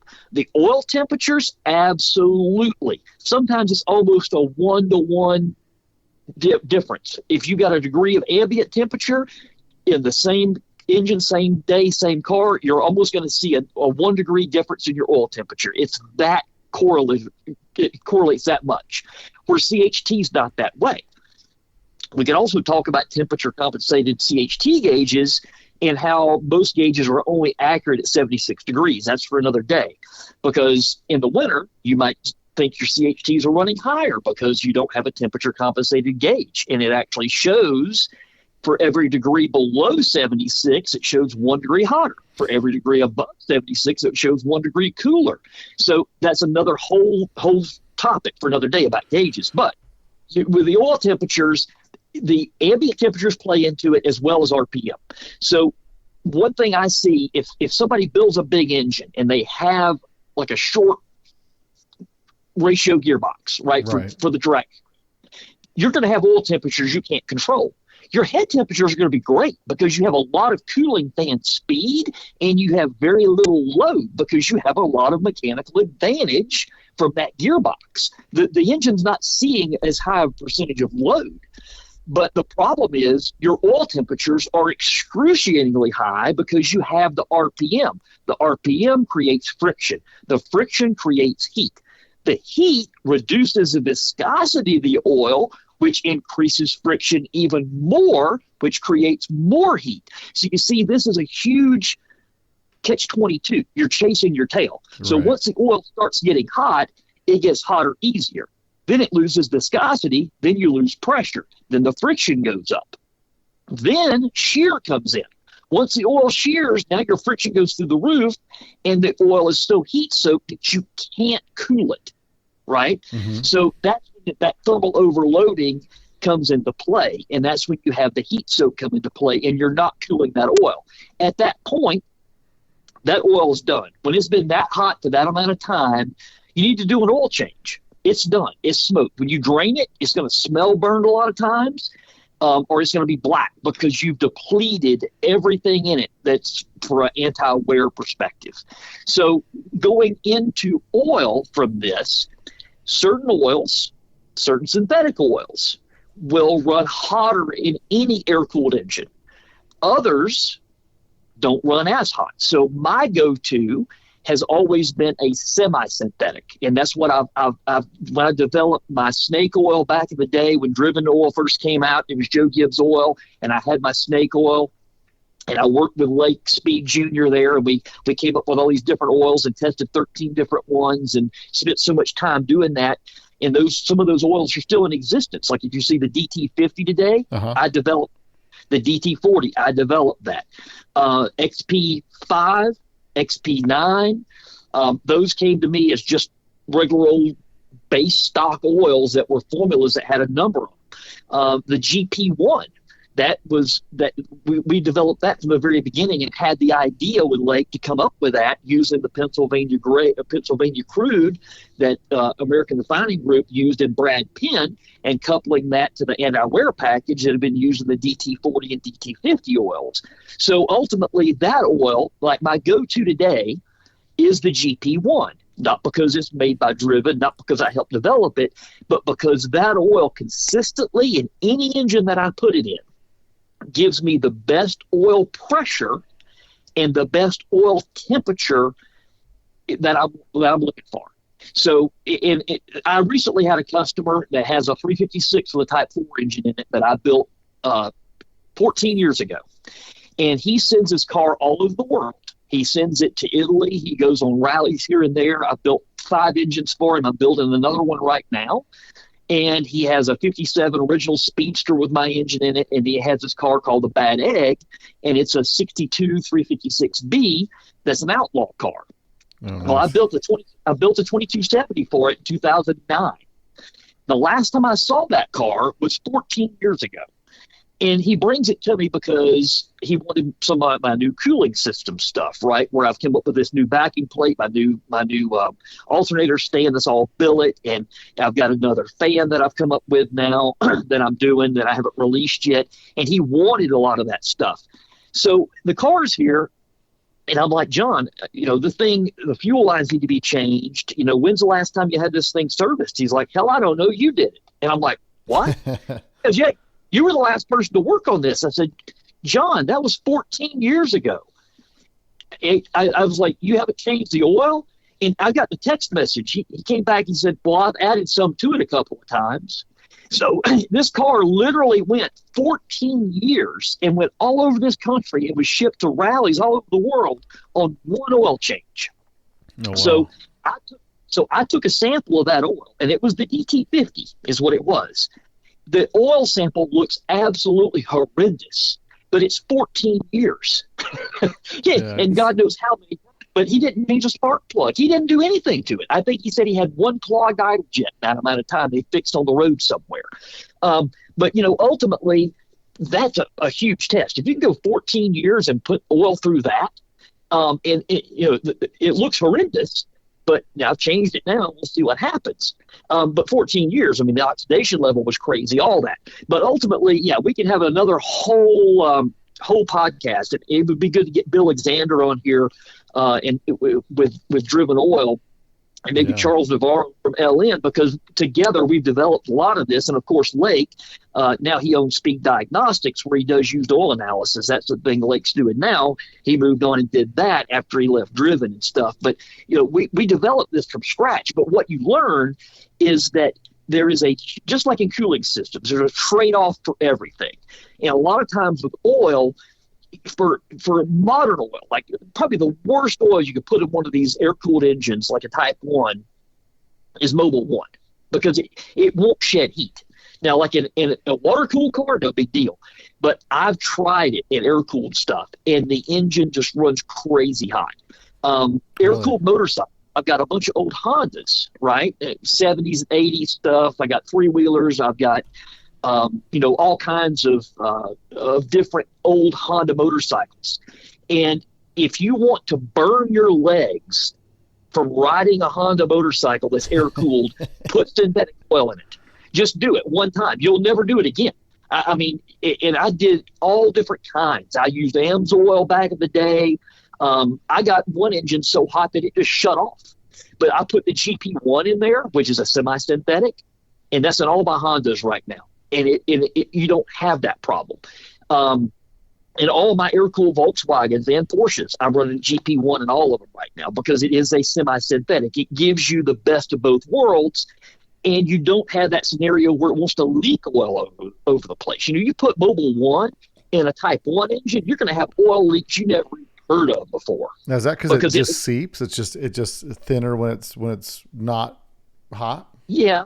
It's thin. It's made for modern engines that have modern seals. You look at modern engines. You don't find a paper gasket anywhere. Everything's a profile strip, like a profiled O-ring, or it's a straight O-ring. Modern engines don't have paper gaskets, and they don't have regular old double lip rubber seals, right? They have a lot of modern engines use a Teflon PTFE seal, like a lot of the modern Porsches, and that's so you can run these thin weight oils that are synthetic that have a natural inherent tendency to leak, and they don't leak in those modern engines. But like on a Type 1, you put that stuff. Most of the time, you put that in a Type 1 engine, and you're going to have a huge oil leak from behind the crank pulley, right? Especially if you have a blow-by problem. And I see people all the time like, I get this oil leak I can't solve from behind my pulley. Well, you don't have an oil leak problem. You have a blow-by problem. Yeah. Right? You're creating crankcase pressure that's trying to find a way out. Tear the engine down. That's how you fix that problem. Yeah, usually. So you think that, well, from your experience, when you've got excessive crankcase pressure, have you done testing on crankcase pressure and stuff like that? Like, what's typical crankcase pressure? I should know than to ask that question, right?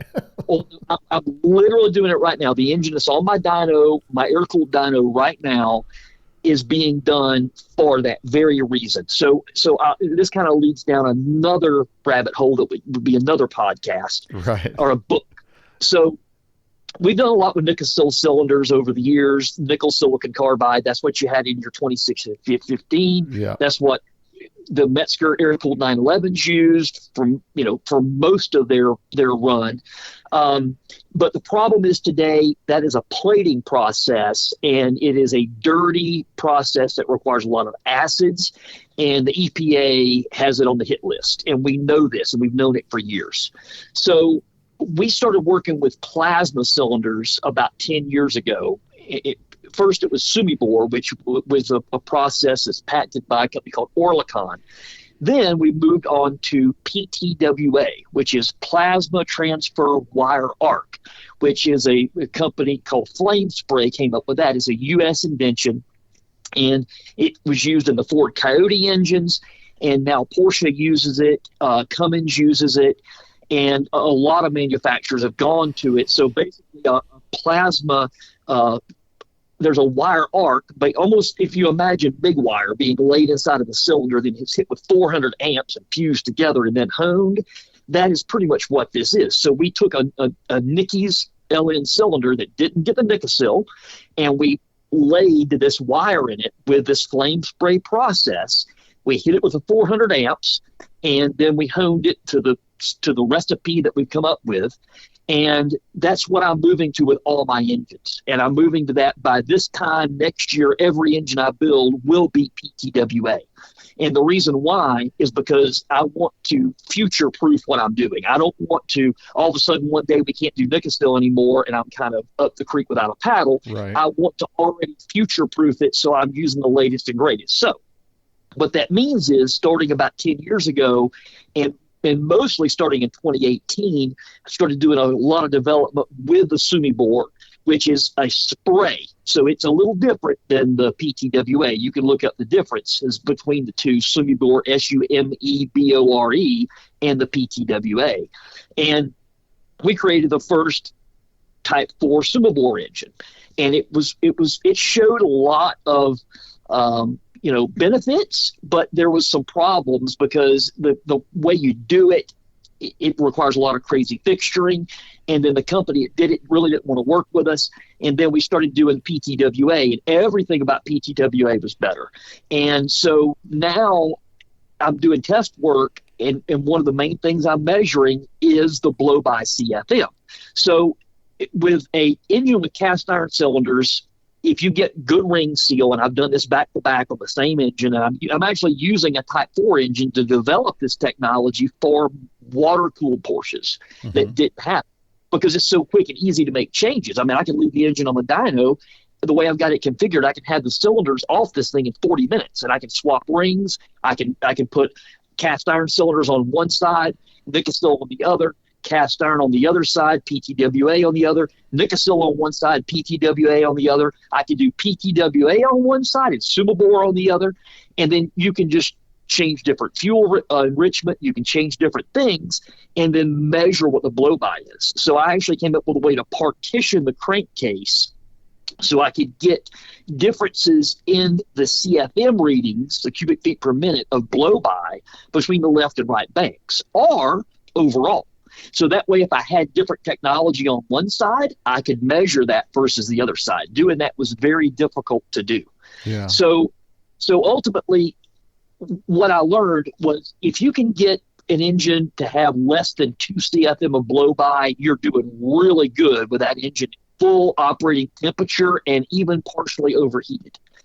With the PTWA, this is no joke. I data logged it and I videoed. The last test that I ran was a 3-hour test with a 35% load, which is mimicking going down the highway at 70 miles an hour on a 200 horsepower Type 4 engine. And that was 3 hours. And the room was 127 degrees consistently on a really hot day here in Georgia. And I got my CHTs all balanced out of about 400 and just let it sit there and hum. If it broke, it broke. My highest amount of crankcase pressure that I measured was 0.53 of 1 CFM. So ring seal is everything. So that's incredible. So the way you do that is we put a digital blow-by meter on the engine. You seal everything off on the engine, so everything that's being created from a crankcase pressure perspective goes through this meter and is then data logged into separate software and the dyno. So to answer that question, yes, I have done that. Sometimes, if you got these engines that are blowing a lot of oil by the crank pulley and all that, you're going to have CFM that's maybe 15, 20 CFM because you don't have ring seal. Now, there's a lot of reasons you might not have ring seal. You may have cylinders that had a bad surface finish from the factory. They were way too rough, and they kill the rings really fast. You don't have the right oil when the thing was broken in. You don't have the right rings when it was broken in. Or you've got worn-out valve guides on the exhaust side. Or you have worn-out valve guides in a restrictive exhaust system. Because if you have a restrictive exhaust system and you have worn-out valve guides, it puts a ton of crankcase pressure into the crankcase that originated in the exhaust system because it's going by the exhaust valves and ending up in the valve covers.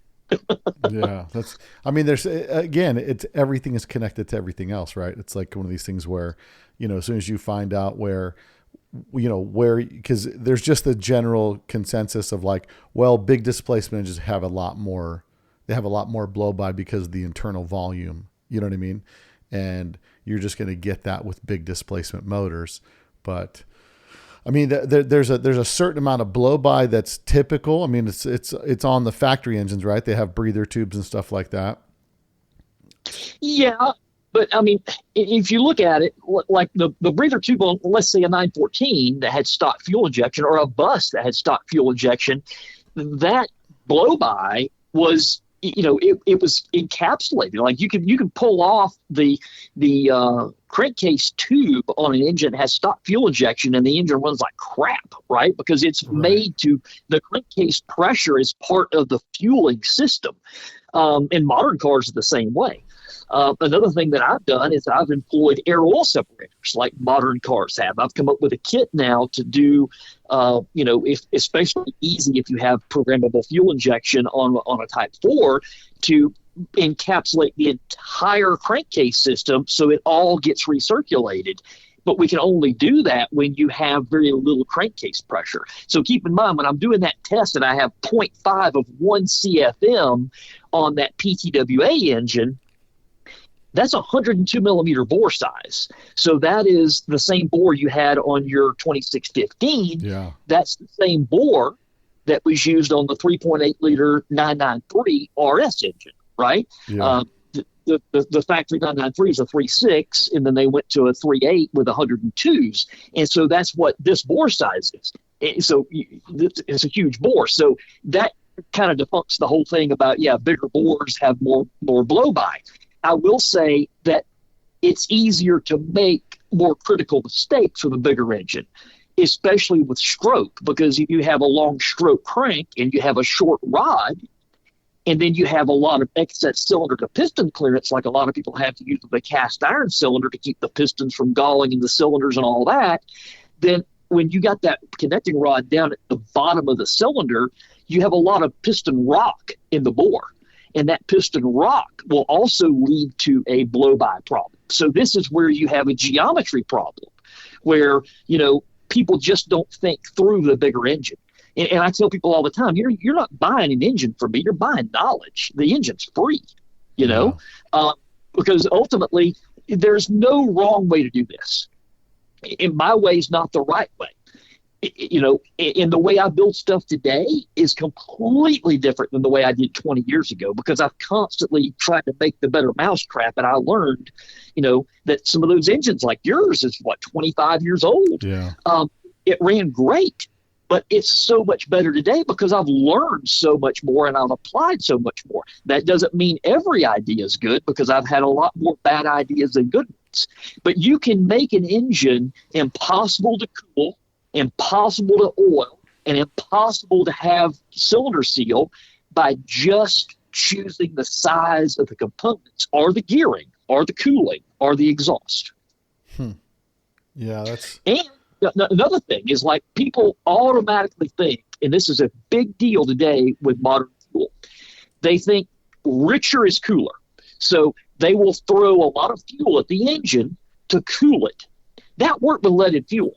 It still works today with leaded fuel. If you get some 100 octane low lead for like an aircraft, which is actually made for really, really low cylinder pressures and engines that don't see over 3,000 RPM generally, but if you throw lead at it, it'll cool.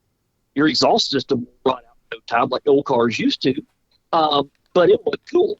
So ultimately, one thing I see is the people that are of that mindset, well, let's throw more fuel at this thing. They honestly create the hottest running engines, because the problem is you're throwing so much fuel at it that the combustion is still trying to occur while the exhaust valve is partially open. So, it's almost like it's the same instance as having retarded ignition time. People think, oh, I don't want to put a lot of ignition timing in it. That makes it run hotter. That school of thought was gone with old fuel too. Today's fuel loves compression. Today's fuel loves to run a little bit on the leaner side. Today's fuel also wants to have a lot of ignition time. So I see today my ignition timing is higher.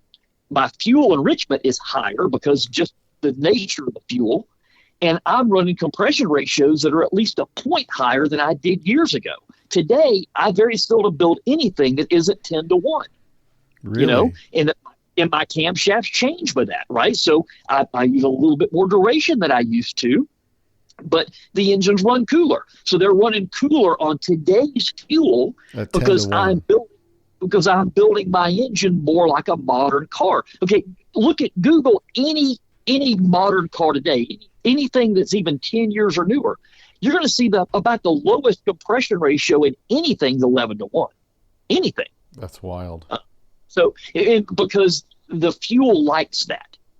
The modern fuel likes higher compression, and it will make more power and run more efficiently with it. So if you have this mindset of the 70s or 80s, you better be able to go buy oil and fuel from the 70s or 80s. Because you're not going to build something today that is going to live and tune properly if you're trying to make it the way it always has been. So nothing has stayed the same over that period of time except for the mindset of some people, right? Yeah.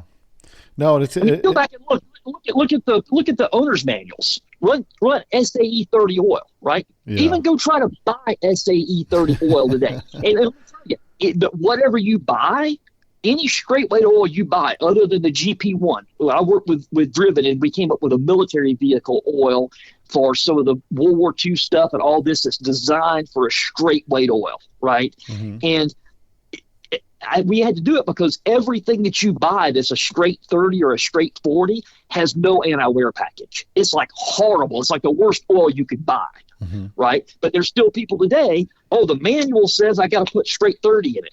Well, just take that manual and throw it away. There's nothing in that book that pertains today. Nothing. I can't think of a single thing in that owner's manual that pertains today because the fuel's changed, the oil changed, the speed limit changed. You've changed those three things, and you've changed everything. Yeah, especially for drivability. Now, what about one last question? What about zinc, the whole zinc oil thing? Well, you can have too much of that as well. So what drove a lot of the zinc stuff, and still does today, is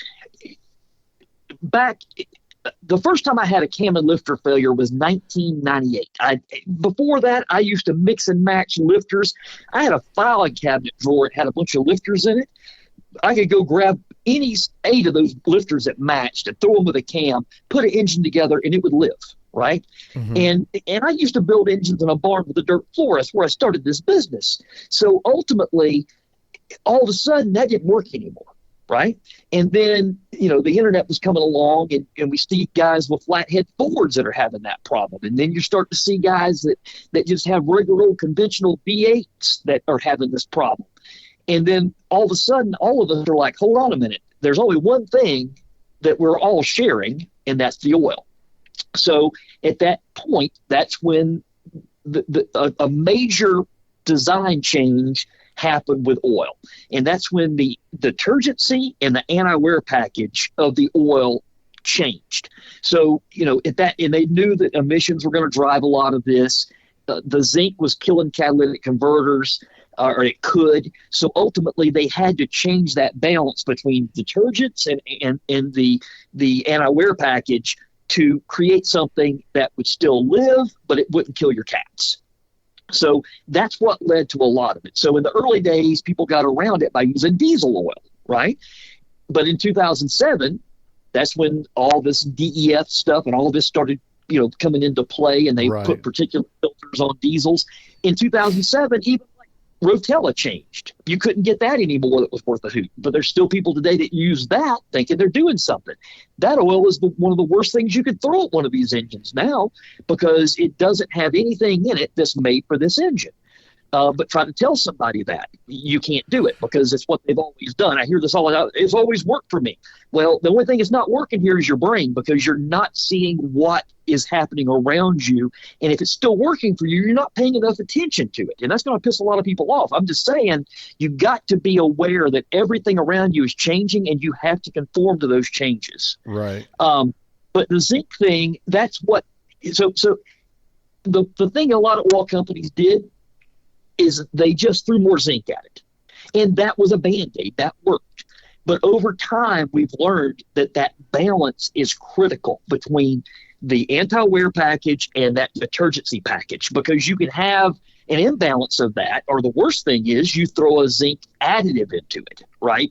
And then you create an even bigger imbalance between the detergency package and the anti-wear package. And then you can cause problems by doing that. So I never put an additive in oil.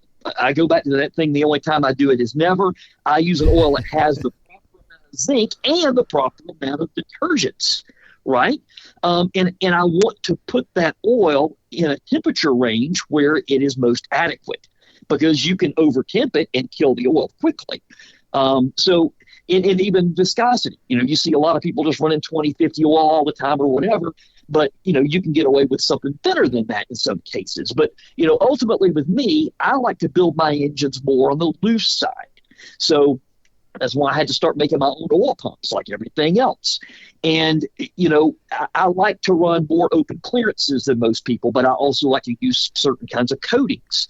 And if you employ these things the right way, you can use a heavier weight oil and not have the repercussions of a heavyweight oil in a situation where you don't need it.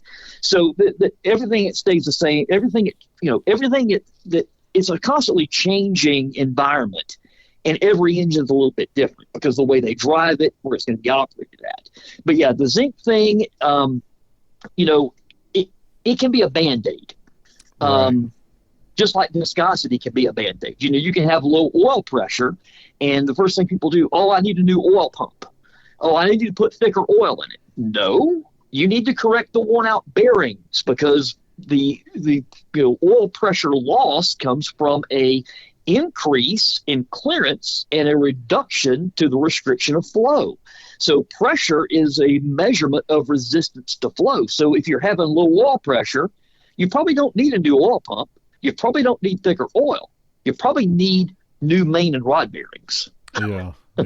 No, it's again, it's one of those things where, a lot of the people in the VW world, they're there because of lack of funds to begin with, right? They can afford to scrape together a few bucks to get a Volkswagen and then trying to build it from that point forward. So, I see where a lot of these people come from in the beginning, but now I think a lot of us in the hobby have turned to a point where we've got enough money to build what we want, and we're just trying to get the most value for our money. And we're spoiled because today you can go buy a car with 750 horsepower and air conditioning. You know what I mean? And it's like we're trying to balance the dichotomy of two worlds and be able to enjoy our hobby at the same time. So, it's understandable where people get their ideas from, but everything's got to be brought back into reality. But let me add something to that. These are, from building a performance engine, it's one of the most expensive engines you can build. Yeah. In the right way. I mean, even if you do it the wrong way, doing it the wrong way is obviously the most expensive way, because you do it more than once or twice or 5 times. Right. But you can go buy a brand new Crate LS motor for less than what people are spending to build like a 20. Literally. Now, you have a generic car, you have a generic engine. It's not special. It doesn't have the ability to say, hey, I took this old car from the 70s or 60s that made 40 or 50 horsepower, and now it makes 200. To me, that's always been the driving factor behind a lot of this, because look at the percentage of output that you're able to get from this engine in comparison to the percentage of modification. But then if you look at that percentage of modification and you apply that to a V8, it would be like taking a V8 that made 300 horsepower and making 2,000 horsepower out of it from the same percentage modification. So that's why it's expensive. But none of this stuff has ever been cheap. I mean, if you're in in this hobby, buying the car is cheap a lot of times, but owning it and certainly modifying it is not cheap. It's one of the most expensive things that you can do. I mean, in today, it costs the same amount of money to restore a 356 as it does a Type 1. I know because I was doing both of them at the same time, my 356 and a Type 1, and it actually cost me more money to restore my wife's 79 convertible and do the things I did to it than it did for me to restore and build my 356 Outlaw. Yeah, that's crazy. I mean, everything, obviously everything's gone up in scale, right? I mean, what we used to pay, a couple, 20 years ago, it's a whole different, we're now like the old guys we used to complain about, right? We're all talking about how much less it used to be, but there's always been that quality is worth paying for. And when someone, like you said, when someone's dealing with you, they're paying for your knowledge and the experience you have in doing that type of stuff and the obsessive disposition you put yourself in to try to figure out, like, I don't care what this DTM system looks like. Cause that's the first thing people say, right? What does it look like? But you don't care what it looks like. You care what the results are. And there's a big difference there. You know what I mean? Yeah. And at the same time, I don't want that engine to look like anything else. I want it to look like my engine. It's mine. When I build parts, and I saw somebody the other day that is in this industry too, and he's like, I don't put my name on my parts because I want other builders to be able to use them. I'm the exact opposite. When somebody sees that, I want them to know it's mine because I took that piece of material myself. I cut it out of a piece of bar stock. I programmed the machine. I developed the program. I cammed the thing out. I made the part, and you're damn right I put my name on it. Yep. Every part, my name. And it also gets made in USA because even the material came from the USA. And I even buy tooling from the USA. And I specifically bought all of my machines from an era where that machine was made in the USA with as many parts as possible. Even the castings of the machines are. So that's a whole different world. But yeah, I mean, ultimately, you certainly get what you pay for. And in today's world, everything has gone up so much that everybody expects everything to be so expensive. But they also just expect to be able to stroke a check and it solves everything. Like the more money I spend on this, the more problems that it solves. But in today's world, that's not the case, right? Because so many things are underdeveloped or not developed at all. Right. And so that's what you see. The easier it is to 3D print something and just throw it on the market. I've seen a lot of this, but I've also seen a whole lot of really cool stuff come on the market that would have not been able to be done, 5 years ago or 10 years ago. The people have gotten smarter in a lot of ways, and technology has driven some of that. And I use AI every day. I use AI to go through my code that I'm using to program machines with. Sometimes it can tell me, hey, this might crash, right? You don't want to do this. But I mean, ultimately, I think we either take advantage of our modern environment or we're stuck in yesterday. And, the older you get, the easier it is to be stuck in yesterday and to always look back and say, well, this is what I've always done. And man, I tell you, I catch myself just beating myself up about that all the time because since COVID, everything has changed so much. Fuel, oil, now you can mark my words, and this is something that's in the back end. We do a lot of work with oil companies, not just Driven. It's going to be bad. One of the refineries that made a lot of the base stock for a certain group of synthetic oils was blown up by an Iranian attack. And not just did they blow that refinery up, but they blew up the entire railway leading to it. And this is where a lot of things like the additives are made for certain kind of oils, and a lot of the base stock is made. And it's going to take 5 years to rebuild that at minimum. So there is going to be a time where a certain type of oil is going to be compromised, and this is going to be the problem you're going to have. The oil companies are going to be stuck having to use whatever they can get their hands on. Well, just like we learned in COVID with parts, ignition parts, all kinds of stuff, these companies continued trying to do business and trying to build parts when they really shouldn't have.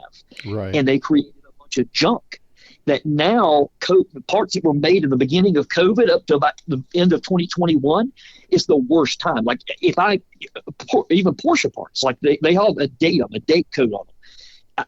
I had timing chains come in 2 weeks ago, and I saw the date on them. I said, I guarantee you these are going to have a problem. Sure enough, I looked over the links and found 2 of the links didn't even have the link completely bradded over. That chain would have failed. And that was a genuine Porsche part from the dealer with a datum on it from 2021, because I've seen this before. So we're going to see other constant changes with this stuff. And the longer all this stuff lingers on the Middle East, the worse that's going to be. So, well, I can't say I'm excited for it. I mean, it's going to be, unfortunately, we have little control we can do other than go out and buy the stuff that we know that's going to be going by the wayside before it's gone, right? So. Yeah, but when people do that, then it's just going faster. So right. I already know a couple of oil companies have bought up as much of that stuff as they could so they could try to wait this out, hoping that they can bridge the gap between how long it takes for something else to pop up. But I know of one oil company that's already developing other ways around this. That's what they should be doing. Just like I started doing with the PTWA, knowing that to future-proof my engine, I had to get away from Nickel, even though I love it and I think it's great. I had to get away from it because I know the EPA is going to kill it. And we even know that even if there's a nickel shortage, because it's nickel, silicon, and carbide. So right now, like carbide, okay, if anybody's in the machine shop world, a bit that used to cost me $50 literally 6 months ago. I just had to buy the same one because I broke it. I actually wore it out. And I had to buy the same bit that in January cost me $50, just cost me $130 for the exact same bit from the exact same place. Wow. So carbide has gone up through the roof since all this stuff has happened. There's more than one thing that's led to that. And everything that's just made in this world, this machine, carbide's cutting it. Right? So everything's going to end up going up because of the carbide cost. So just like the nickel that we plate the cylinders with is nickel, silicon, and carbide. That is the 3 things that go into the plating process. So if we have a shortage of nickel, that would put my engines out of business. We have a shortage of carbide, that puts my engines out of business. So to future-proof that, we have to go to something that modern manufacturers are using, that we can get our hands on, that we know we're going to be able to get our hands on because it's being used to make new cars like today. Right. And the nickel plating, you're saying most of the nickel plating that you're talking about is done here in the U.S.?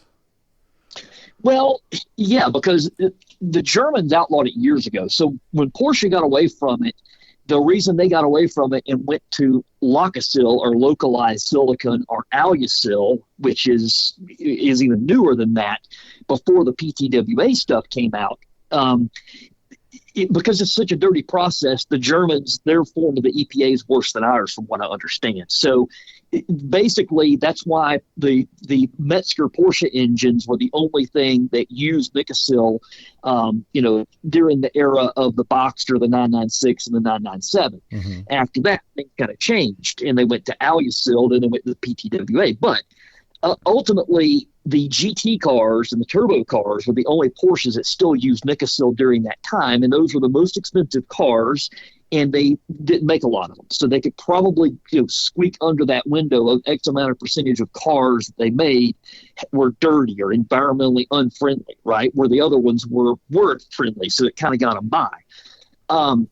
But here in the U.S., it's also becoming a problem because the EPA is one thing. It's a dirty process. There's a lot of rinsing. There's a lot of things that go on. Like you try to find a chrome plating shop today. Yeah, they're all going, by the way. They're all gone because it's so, state and local regulations and federal regulations are just too tough on the plating process. Same thing with anodizing. So ultimately, that's why everything went to plastic. You see a piece of chrome today, it's chrome, it's plastic, it's not chrome.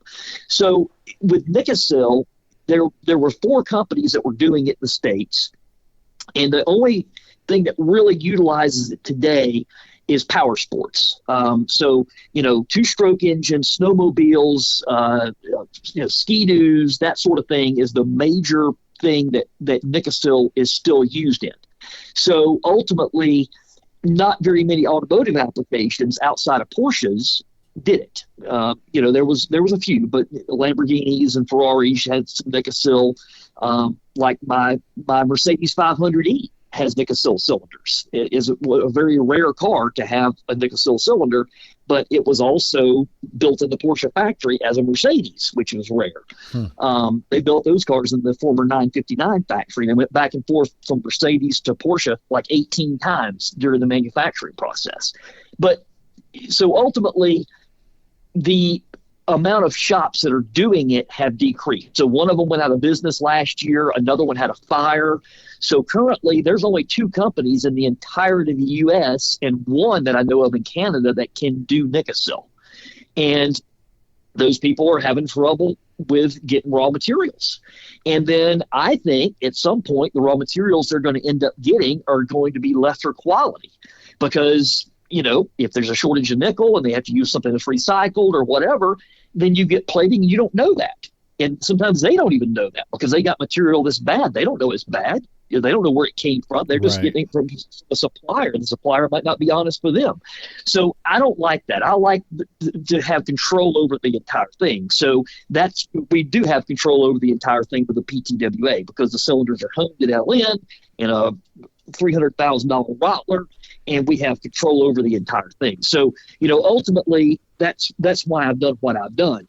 But again, it's because I can see what's coming. And that's why I bought all my machines, and that's why I started doing what I'm doing now, because I see what's coming. And I see that quality is just going to be gone. I mean, it pretty much already is. Like if you think of parts quality today, it's not because of parts quality, it's because you've reduced your standards to the point where you had to just accept that part because it's the only thing you can get, and everything sucks worse than it does. Yeah. So, I mean, I've got a machine downstairs. I was making connecting rods before this, right? I don't want to make rods because now I build very, very few engines, but I make almost every part for that engine. But I'm having more fun with it than I've ever had because for the first time, that engine's mine. Right. I'm not putting it together from a smorgasbord of things that came from different companies that usually in these days are owned by private equity, and that's. And you just sent me some pictures of a Type 4 head that you're working on, and you said you've got some months. In a general sense, how is this Type 4 head going to be different?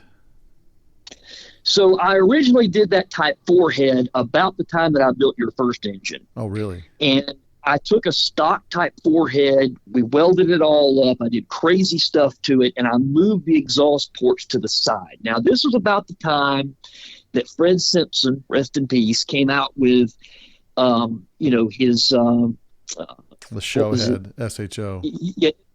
And he put one of those on a Type 4 engine.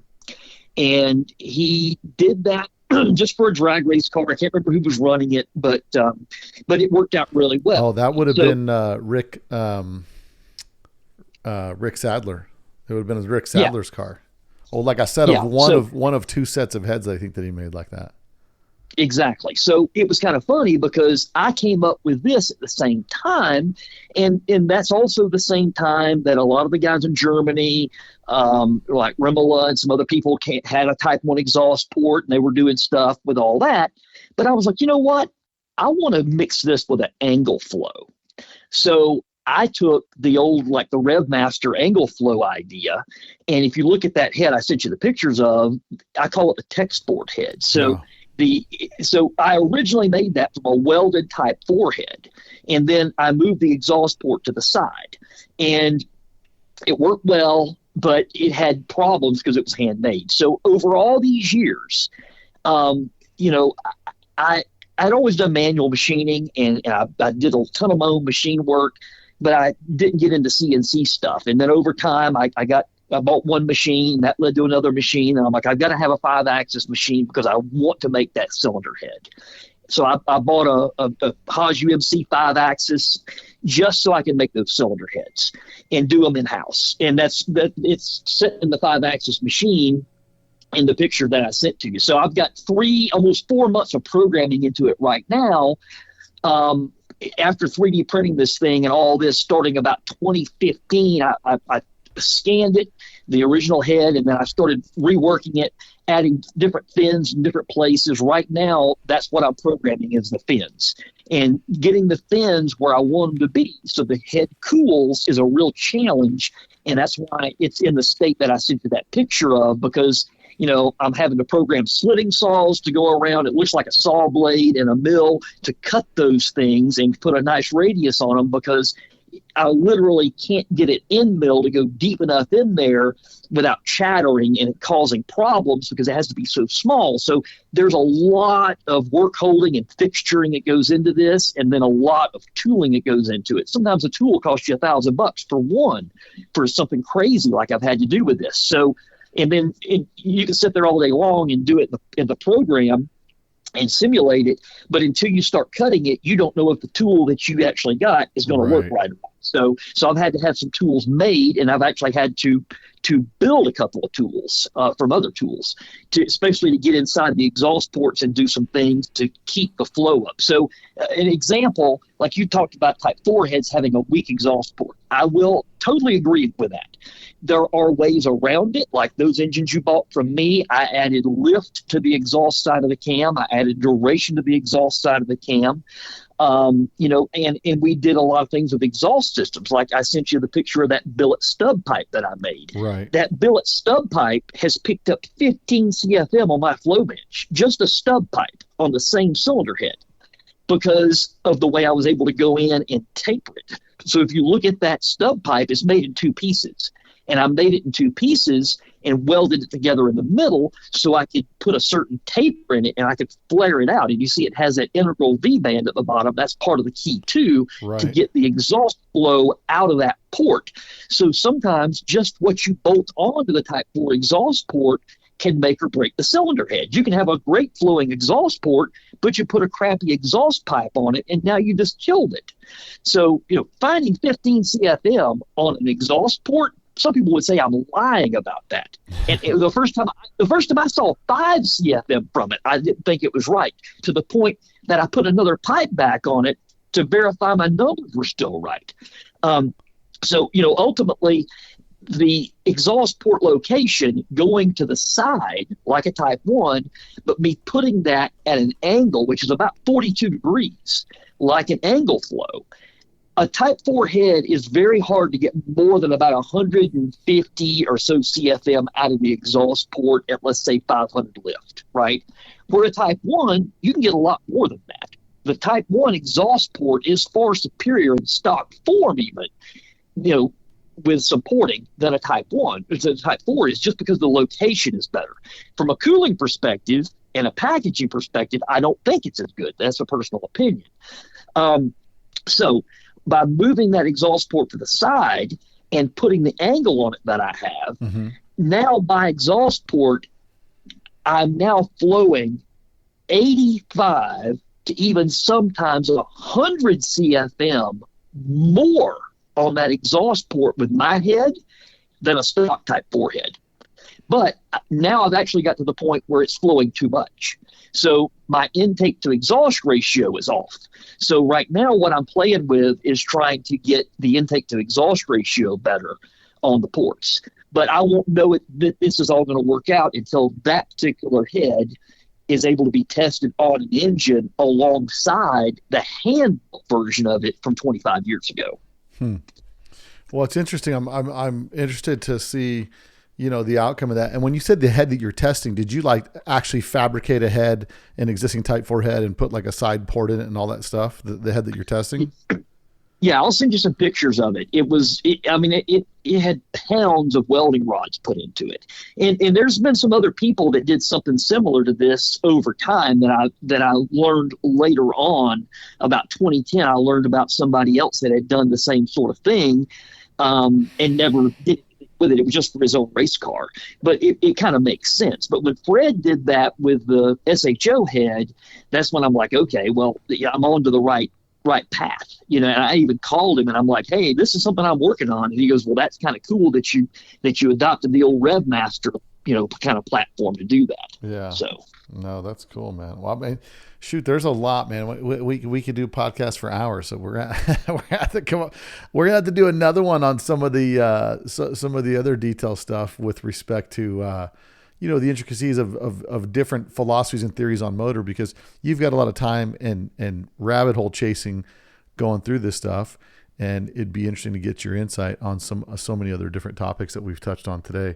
But ultimately, for cooling, I mean, for engine cooling, just to kind of summarize everything, it's not as simple as one trick does it. And probably the most critical important thing is that your engine is tuned properly first and foremost before you start chasing these cooling gremlins, because it could be completely out of whack. I was at European Buggin' a month ago, and there's a company, I can't remember their name off the top of my head. They now offer, and they provide the service in Germany or in Europe, where they ship out a computer, an O2 sensor bung, and an apparatus that bolts onto the carburetor. That's a throttle position sensor, and you actually bolt it onto your existing car, and you put a couple sensors on the car that kind of bolt on and bolt off. And they do it through like a rental system, but it's almost like doing EFI tuning on your carbureted engine to make sure the jetting's properly and it goes through the RPM range and all that stuff for shops that they're doing. And I thought it was a pretty interesting setup, the way that they had it, their business platform of having this computer that they send you their software. You kind of rent the apparatus, the bung adapter and the throttle linkage adapter with the TPS sensor on it. And and it's for helping people perfectly tune carbureted engines based off of computer analysis. And one thing that plays into that, I'm sure, is their vast experience with carbureted engine tuning, because it's completely different than fuel injection tuning. Right. And those same sensors that you're talking about, when I did my test back in 06, I had a pair of those on my Weber 44 IDFs on that engine. And I got them from John Conley at aircooled.net. And he sold them for several years. I've still got them. I've still got both the sensors, and you can plot the throttle position, which is something cool to have. We plug that into the data logger, so with that throttle position, you can tell, hey, this is where it's at. Obviously, the load is probably X. And you need to know what the gearing and tire size kind of is to figure that out. And then you look at the air fuel ratio, and then maybe they have a way to look at the ignition timing curve. And then you could, obviously you can figure all that stuff out. But it's all about data. But a lot of times data can also get you into trouble. I see people that are only chasing numbers. Like I see people that are only worried about certain numbers on a temperature gauge, and they end up mistuning the engine because they're looking for a certain temperature. And they end up throwing everything off, and the thing doesn't get any fuel economy, doesn't do anything well, even though it runs good temperatures. And when that happens, it tells me that the first piece of the puzzle was wrong. And that's the engine internal combination. And the one thing I want people to walk away from this podcast with is you can build an engine that is impossible to cool with any cooling system. And you can do that very well.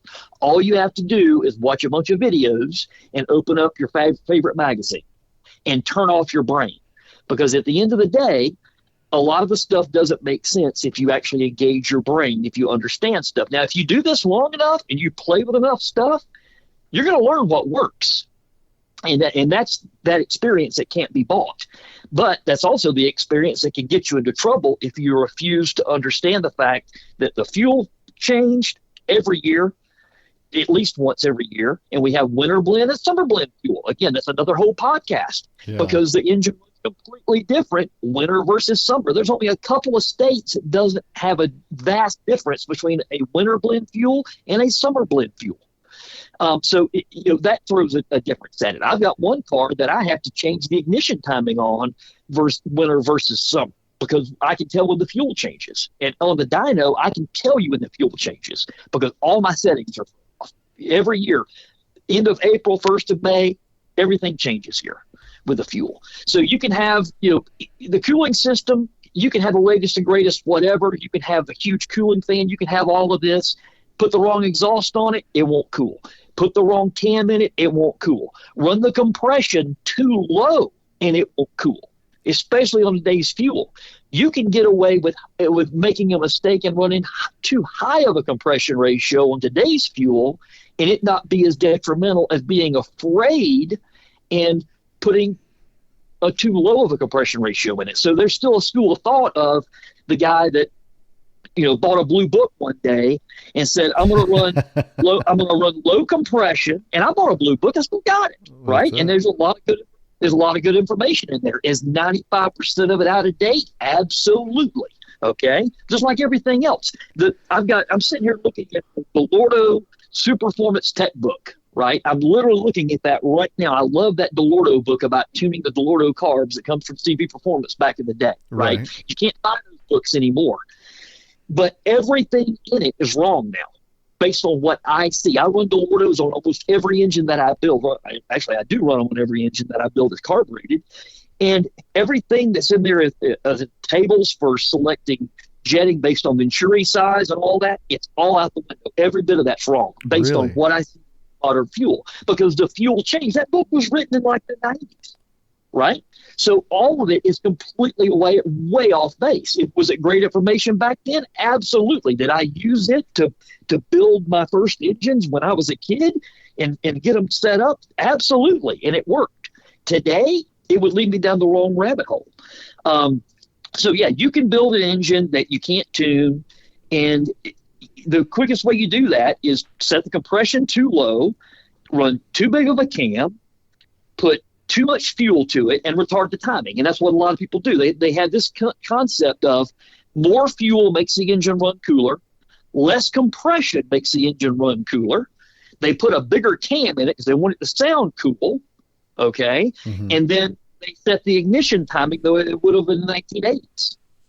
And you have retarded ignition, you have over fuel enrichment, you have no compression, and too much cam. And that's what's going to lead to an engine you can't do anything with. It doesn't do anything well. It doesn't. It idles well, and that's about it. Yeah, there's a lot of those out there. And so the thing is, sometimes that's fine. Like, I mean, if you're a guy that just has one of these cars and you want to poke around with weekend and you just want to go to a local car show or whatever, you got a trailer, you want to haul it somewhere, that's fine. There's nothing wrong with that. But if you're somebody like who comes to me and you want something that you can drive, you don't have a trailer, you want to get in this car and you want to go cross country or you want to go 2 or 3 states away and you want to run this thing in 90-degree heat and not worry about it. That's a fewer and smaller group these days because most of us are getting older and we got to have AC. But now, one reason I went to my OTT cooling system is so we can run enough alternator, because the problem with the DTM and a lot of these other systems is you can't get enough alternator to run air conditioning. So I bought this on my wife's Beetle. It's had air conditioning in it from Gilmore Enterprises, since 2008. And that air conditioning freeze you. It will freeze your ass. It's the best AC in the world. I mean, it's crazy how good it is, even in a convertible in the middle of July here in Georgia. I mean, it keeps you as cool as a modern car. But the problem is it's got 2 fans on the AC condensers, the AC compressors pulling power, all of this stuff. So I've had a problem keeping alternators alive because, you go to like a 90 amp alternator. Well, Now that 90 amp alternator is running hot all the time. So that's one reason I changed my backing plates and made the hollow backing plates that pull more air around the alternator. I've even gone through and ported the back of the alternator and got more air through it and then opened up the front of it, trying to get more air through it to make the alternator live because it's running all these added accessories, especially the AC. And today, a lot of people are doing the electric AC compressors, and they have a huge amperage draw. Right. So going to the OTT system, if you look at my system, I used a genuine 993 fan or a 993 alternator with an earlier 911 fan and made an adapter ring. And that way I can use a high amp alternator. That's one of the main reasons I did that. And what's the highest amp you're getting out of the 993 alternator? Oh, there's the WASP WOSP. I think the one of them's a 250 amp. It's a crazy amount. They're not cheap, but they're living. I mean, I've got many people using that with an electric AC compressor and the added condensers and fans and not having a problem. Even running fuel injection sometimes, and that's even pulling more power too. So yeah, that's one of the main reasons I went to that, because in just try to find a good alternator today for a Type 1, right? Just try to find one of those. I mean, I resorted to taking all the old ones that I had for years and taking them to a local guy who's been doing alternator and starter rebuilds for 50 years, and just said, try to modify these things. Try to, let's try to get more out of them. And that's what's been on my wife's car for about 5 years now, is one that he modified, because you couldn't buy anything that was any good. I mean, sometimes they wouldn't even last me a summer before they would fail. Interesting. Yeah. I've been in my head going over should I do an electric AC setup in one of my cars? And then I thought, well, you'd have to probably get a second battery and a capacitor that could handle some of the constant draw and needs. But it seems like, if you can't replenish that draw, because you'd use the crap out of it out here in Vegas. You know what I mean? Well, what I'm doing a 356 seed right now, and I just finished the engine for it. It's a 2320, uses my most modern DTM, where I've changed the cooling fan. I made the hybrid fan. I've got the pull-through backing plate, this billet that I make, and I put one of the high amp alternators, a Type 1 alternator in it. One of the Pertronics ones, which I honestly has been about the best. They're not as good as what the old ones used to be, but I think they're about the best. And, ultimately with that one, he used to have AC in the car with a regular conventional compressor. But the problem was, getting a V-belt to work and all that. And I've made my new system with a serpentine. But what we decided to do was, since the car has a lot more added electronics, I said, look, go to an electric AC compressor and let's just add a Chevy one-wire alternator to it. It's a lot easier to drive that alternator as an auxiliary unit than it is a conventional AC, rotary compressor. Right. So that's what we did with that one. So we put like a high amp Chevy alternator on the thing with a small extra battery, and that's the way we went on that car. And it's a lot more compact. It's a lot more convenient. It was a lot cheaper to do it that way. And he wanted the electric AC compressor anyway to get the rotary compressor out of the engine bay. So It's cleaner, looks better. I made brackets to hold it. They still got one more bracket has to be made in the car. But there's different ways to skin the cat, as we say. Yeah. Well, there's lots to go over, and I think we touched on about 50 things today, but it's all good, right? It's all good knowledge that we're sharing out there and getting into the air-cooled community. So we'll definitely be following back up on your on the evolution of the AC system. And I'd love to see pictures of that AC setup on the wife's convertible, and see what how the outcome is on that long term. And you're running a DTM, obviously DTM setup on that, and that's where some of the development has come from on your part. Now, you said you did a new fan that goes inside the DTM? Yeah, that was it's a hybrid fan, and it's something that Joe LoCicero came up with in the 90s. He made a few of them. It's called a hybrid fan, and before he passed away, he sent me his original one along with his first DTM, and then he also sent some of these fans to some other people that he thought a lot of across the world. And some of those people are in Europe, and they still have them as well. And originally, they didn't work too well. And even Joe said, this doesn't work very well, but his note to me that I still have says, I think you can figure it out. And so what I had to do is I've had to make a billet backing plate, and I've had to incorporate a way to get air into it in a, let's say, a creative manner. I haven't released it yet, so I don't want to say everything about it. I still got one more thing to change, and I've got one patent this is part of another patent that I'm trying to get through the process. So at the end of the day, that fan is not a patentable part, but it's kind of a piece of a system. Yeah. So ultimately, that fan, along with the backing plate and the serpentine drive, is kind of the cool thing, because I learned that fan does not want to spin as fast as a regular, type 1 style fan. And that was one of the things that I think Joe might have overlooked, was that he was spinning it too fast. So I made some modifications to it. I removed some features from it. I added some features to it. And then I changed the way that the air comes into the fan. Is those three things have really worked. And one reason I did this is because a vast amount of my engines now go into 356s. And if you look at a 356, the way the engine gets its air through the deck lid is completely different than a Type 1. The Type 1 had some vents added, later in the dual port days. Right. But ultimately, it was getting its air from that low pressure area right below the back window. Where a 356, it's coming through the grills that are in the deck lid. So all the air is on the other side of the engine. So as I've done more and more for those cars, I've had to make more and more specific things for them to make it work better. But like in the case of the AC for my wife's car, that's been on there since 2008. I mean, I put, there's been 3 different engines in that car. It started out as a 3-liter that was making about 200 at the wheels. At the Southeast Dyno Day, it did 198 at the wheels and 205 torque. Oh, wow. At the Southeast Dyno Day in 2008 with a 3-liter twin plug engine in it.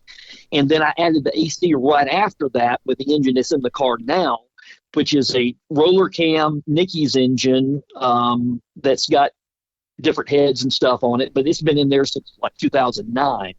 And it runs Dells, and it's got the AC on it, and that AC's been on there ever since. So her car doesn't even have my latest and greatest system. I want to put it on there, but it is kind of like a project for another day, because right now the car runs and drives fine, and it eats alternators every year or two. But ultimately now, the next time it eats one, I'm going to put my billet setup on it with a billet backing plate, the hybrid fan, and then I'm probably going to go ahead and change it at that time over to an electric AC compressor and swap all of that stuff around at that point in time. So, but yeah, the Gilmore setup, I mean, it works great. And, that company's went through a couple of hands now, but they're back making stuff. And that AC setup, like the under dash unit, everything, is like that. I mean, it's been on this car literally, pushing 20 years now. And yeah. I've never had to recharge it. I've never had a leak anywhere. I've never had a problem. I mean, it will absolutely freeze you. I've got the air out of the vents down to 5 degrees. Wow. It's unbelievable. It's as good as any modern car you've ever been in. And that's in a convertible where things aren't sealed up well. Sure. Well, that's awesome, man. Well, Jake, it's been great having you on. And what we'll do is, I know we've got more stuff to talk about in the future, so we'll plan to do another one here in the next little bit. I'll get some feedback from some of our listeners and see what they're really itching to hear about. But it's always a pleasure having you on, man, and just the wealth of knowledge and the years of experience you got, man. You've definitely been an asset to the community, and I appreciate all the knowledge and data that you bring to the conversation, for sure. Well, and likewise, I appreciate what you bring with this podcast and your enthusiasm and all the things that you do for the community. And you did a great job at that MP Dyno Challenge. That was, I think you need a job on the TV, man. I mean, that was really, really good. Like, you kept it engaged, you kept it going. You knew about the engines, you knew about the people, you knew the backstory. You did great interviews. It was killer. Well, I know just enough to be dangerous, and that's about it. But I appreciate the kind words, man. And listen, so I'm going to give you 2 minutes. If you were to be in charge of an engine competition like that, what would you set up, and what do you think would be the most interesting for you as an engine builder to see? Man, you're going to get me in trouble. Well, first off, you wouldn't see me part of it because, and you wouldn't see me try to host it because the modern human can't be pleased. And I mean that in the sense that everybody's too opinionated. Everybody thinks their way is the only way. And because of that, you're always going to have controversy that is just unsolvable, right? Technically, I would say if I was going to do something like that, there's no rules. If it were going to be me, I would want to create a scenario that drives technology. And this is what has killed racing, I believe. Mm-hmm. Racing has been killed by regulation. So you kind of go back and look at the Can-Am days, right? There was not very much regulation, but look at all the developments. Look at all the big battles between Ferrari and Porsche. That led to the 917, all of that, right? And that's why I think that the only true form of motorsports that remains is land speed racing, because it's not regulated other than they tell you how big the motor can be, what fuel it needs to use, like, methanol or gas, and then is it boosted or not. That's basically the three categories. Nobody cares how you get there. So it drives things. So if I was going to be doing that, I would say, look, this is it. You bring whatever fuel you want to. You bring whatever engine you want to. You bring, I don't care how big it is. I don't care what you do or how you do it. You just bring it and we send it. That's the only way to do it. Because to me, that would drive innovation. And I think it would drive people to do way outside the box stuff. I think the only thing that you would do is you would make it where it has to go into a car and be driven for X amount of miles first. Like you could drive it to Vegas through the desert. Yeah. Yeah. Or whatever. Yeah. Whatever and everybody does the same thing at the same speed. Right. So, it's like a parade, like everybody gets together. The cars are all driven. If the car can't make it, it already failed. And you do that first. Like you do that test first. You don't do it after. Right? You do that test first, and then you take it to a chassis dyno, which I think is a better way to go, just because it's in the car, right? So then, a guy like me, when I did the Southeast Dyno Day, I didn't even have gear oil in the transmission. I had ATF in the transmission, right? I took my rear suspension settings and I set it up so everything was, the toe was so in a position where I didn't have a lot of drag. I put skinny tires in the back of the car.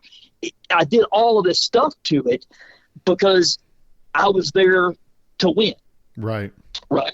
And so anything I could do is an advantage. So that's the way I would do it. I would make it where there's no regulation, because all the regulation does is cause controversy anyway. Yeah. I would want to show up and just have the craziest stuff there by the people that think the furthest outside the box. And people are going to be like, well, the guy with the deepest pockets is going to win. Well, he might, but the guy with the deepest pockets a lot of times goes into it with thinking he's going to win it because he spent a lot of money, and he ends up losing because he spent the money in the wrong places. Right. Yeah. Well, who knows? Maybe I can get somebody to put up a bunch of money, and we end up doing one at one crazy weekend when you're getting builders from all over the country to show up and just run what you brung and see what they could do. Who knows? You never know what's out there in the future, but like I agree with what you said. It spurs innovation and pushes people to push a little harder and get creative. So, well, Jake, it's been a pleasure, man. I appreciate you coming on, and we'll do it again sometime soon. Yep. Sounds good, man. Thank you. All right. Thanks, Jake. Well, if you like that podcast, make sure you guys subscribe, and don't forget to share it with all your VW friends. I'm sure they'd love to get some fresh VW content. Once again, bringing you guys a lot of technical information. So hopefully you guys are enjoying that. Jake Raby's been around for a long, long time, building some of the baddest Type 4, Type 1, and Porsche motors for years. So appreciate him coming on and giving us a lot of updates and information, especially when it comes to a lot of the research that he's done. So go check out his website. I'll put a link down below in what you listen to, so you guys can see all the links to what he was talking about with the graphs and charts and the teardowns and all that good stuff. So one crazy weekend is going down, guys, and so you may make sure you get on there and register. For more info on that, go to letstalkdubs.com.